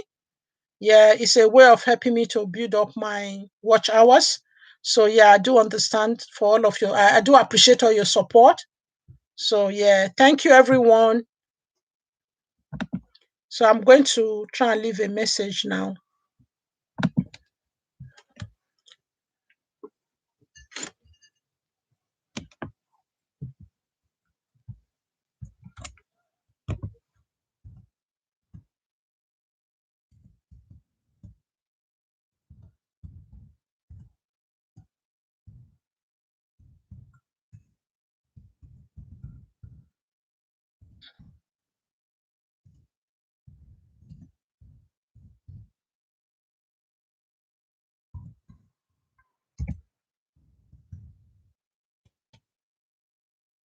Thank you everyone for your support. That's exactly what I've typed. I'm just reading out what I've typed because some of you might not be able to read. You don't be able to read the chat straight away except you log on. So you might come on and be wondering, oh, where is she gone? Or you watch it up to this point, might not be watching might not be looking at the chat. It depends on what device you are using as well. So thanks everyone. Today, this is the end of the live streaming now. So I'm going to turn it, like I said, I've said it a few times now. I'll be repeating myself. Yeah, until next time. Oh, thank you, Sinaj. Thanks for your time. And thanks everyone else that have supported me today. So I'm going to turn this into silent night streaming now.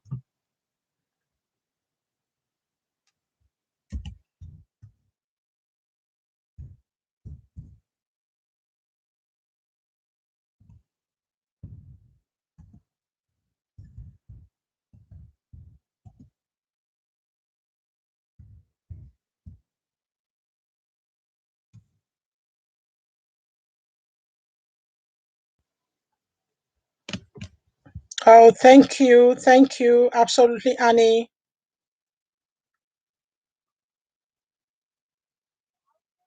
Oh, NJ, thank you. Thank you.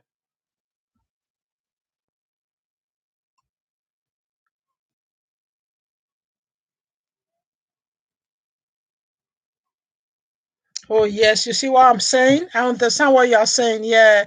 I know you must have been busy, so you couldn't say this when I was still discussing it. My dad retired to the village some years after my mom's death, and I have to travel to the village frequently to see him. You see, the same village we were afraid to travel because of evil people. This is what I'm saying.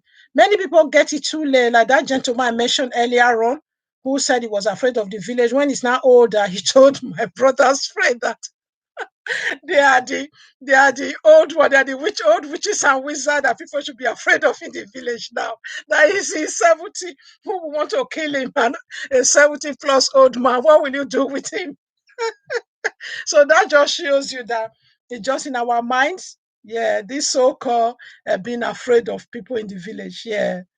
So, but I'm not saying people should not be careful, but just do your best and really not be too afraid of death anyway. All of us will die one day. Who is going to live on this earth forever? Who even want to live here forever? You don't want to live when you're so frail and no one, you can't really do things for yourself and so fragile and whatever. So, yeah.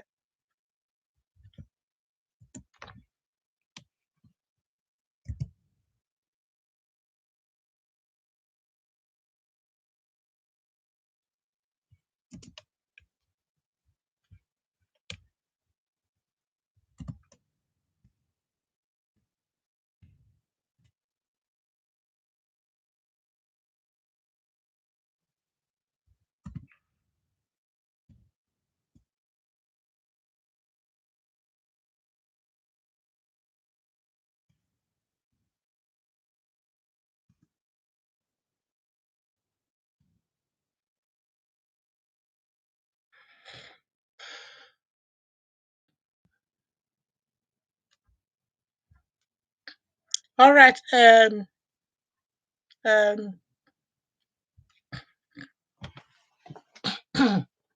all right, NJ. I'm going to be leaving now. So, bye to everyone.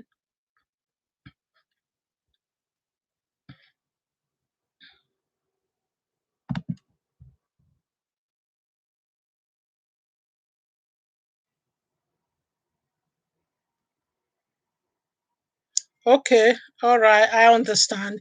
You can diaspora speak Yoruba, you can do it after. Yeah?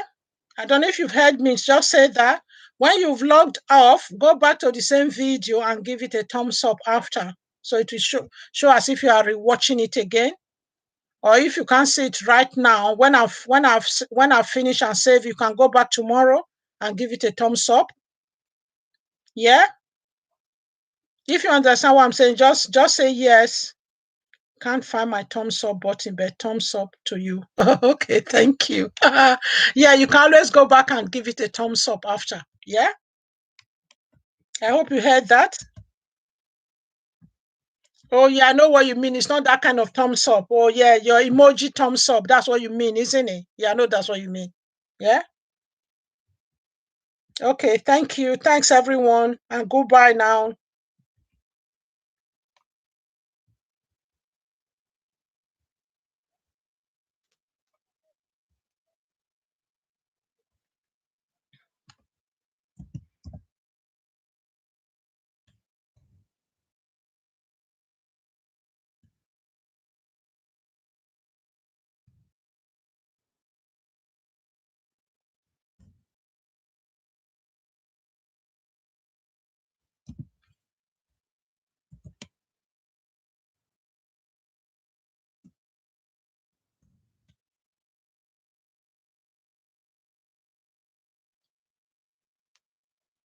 Oh, yeah, I understand what you mean now. Thank you. It takes me time to understand this chat. Yeah, I understand what you mean. Thank you. Yeah, yeah, I agree. You want to give me thumbs up. I know you always, oh my, you always,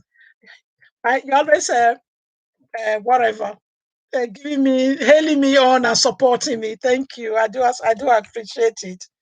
Yeah, I'm so glad. There are just unique friendship like you that are found on this YouTube street. It makes it all worth all the hard work.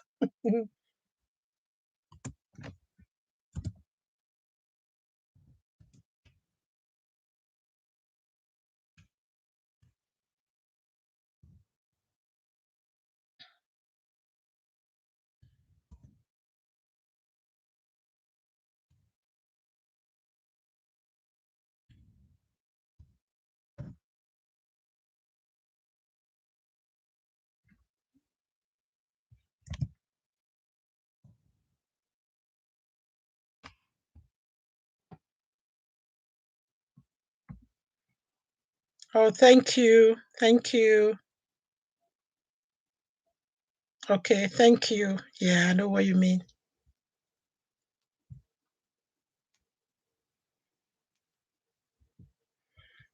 Yeah, thanks, Rashida. The aspirant speaks Yoruba. Take care too. And thanks everyone. And good night now. Bye. That's my final goodbye now to everyone. So yes, it's my raise my glass to all of you and those who are joining later that just go to the beginning of this video and catch up on all the things we discussed. So like I said, this is my final goodbye, and this video is going to continue now as a silent night streaming. Thank you guys and all the best. Thanks for your support. And those of you who will be coming to watch this video later, watch from the beginning to this point, and this is the end of the today's live streaming. Thank you. Live streaming. Thank you. Yeah. Bye.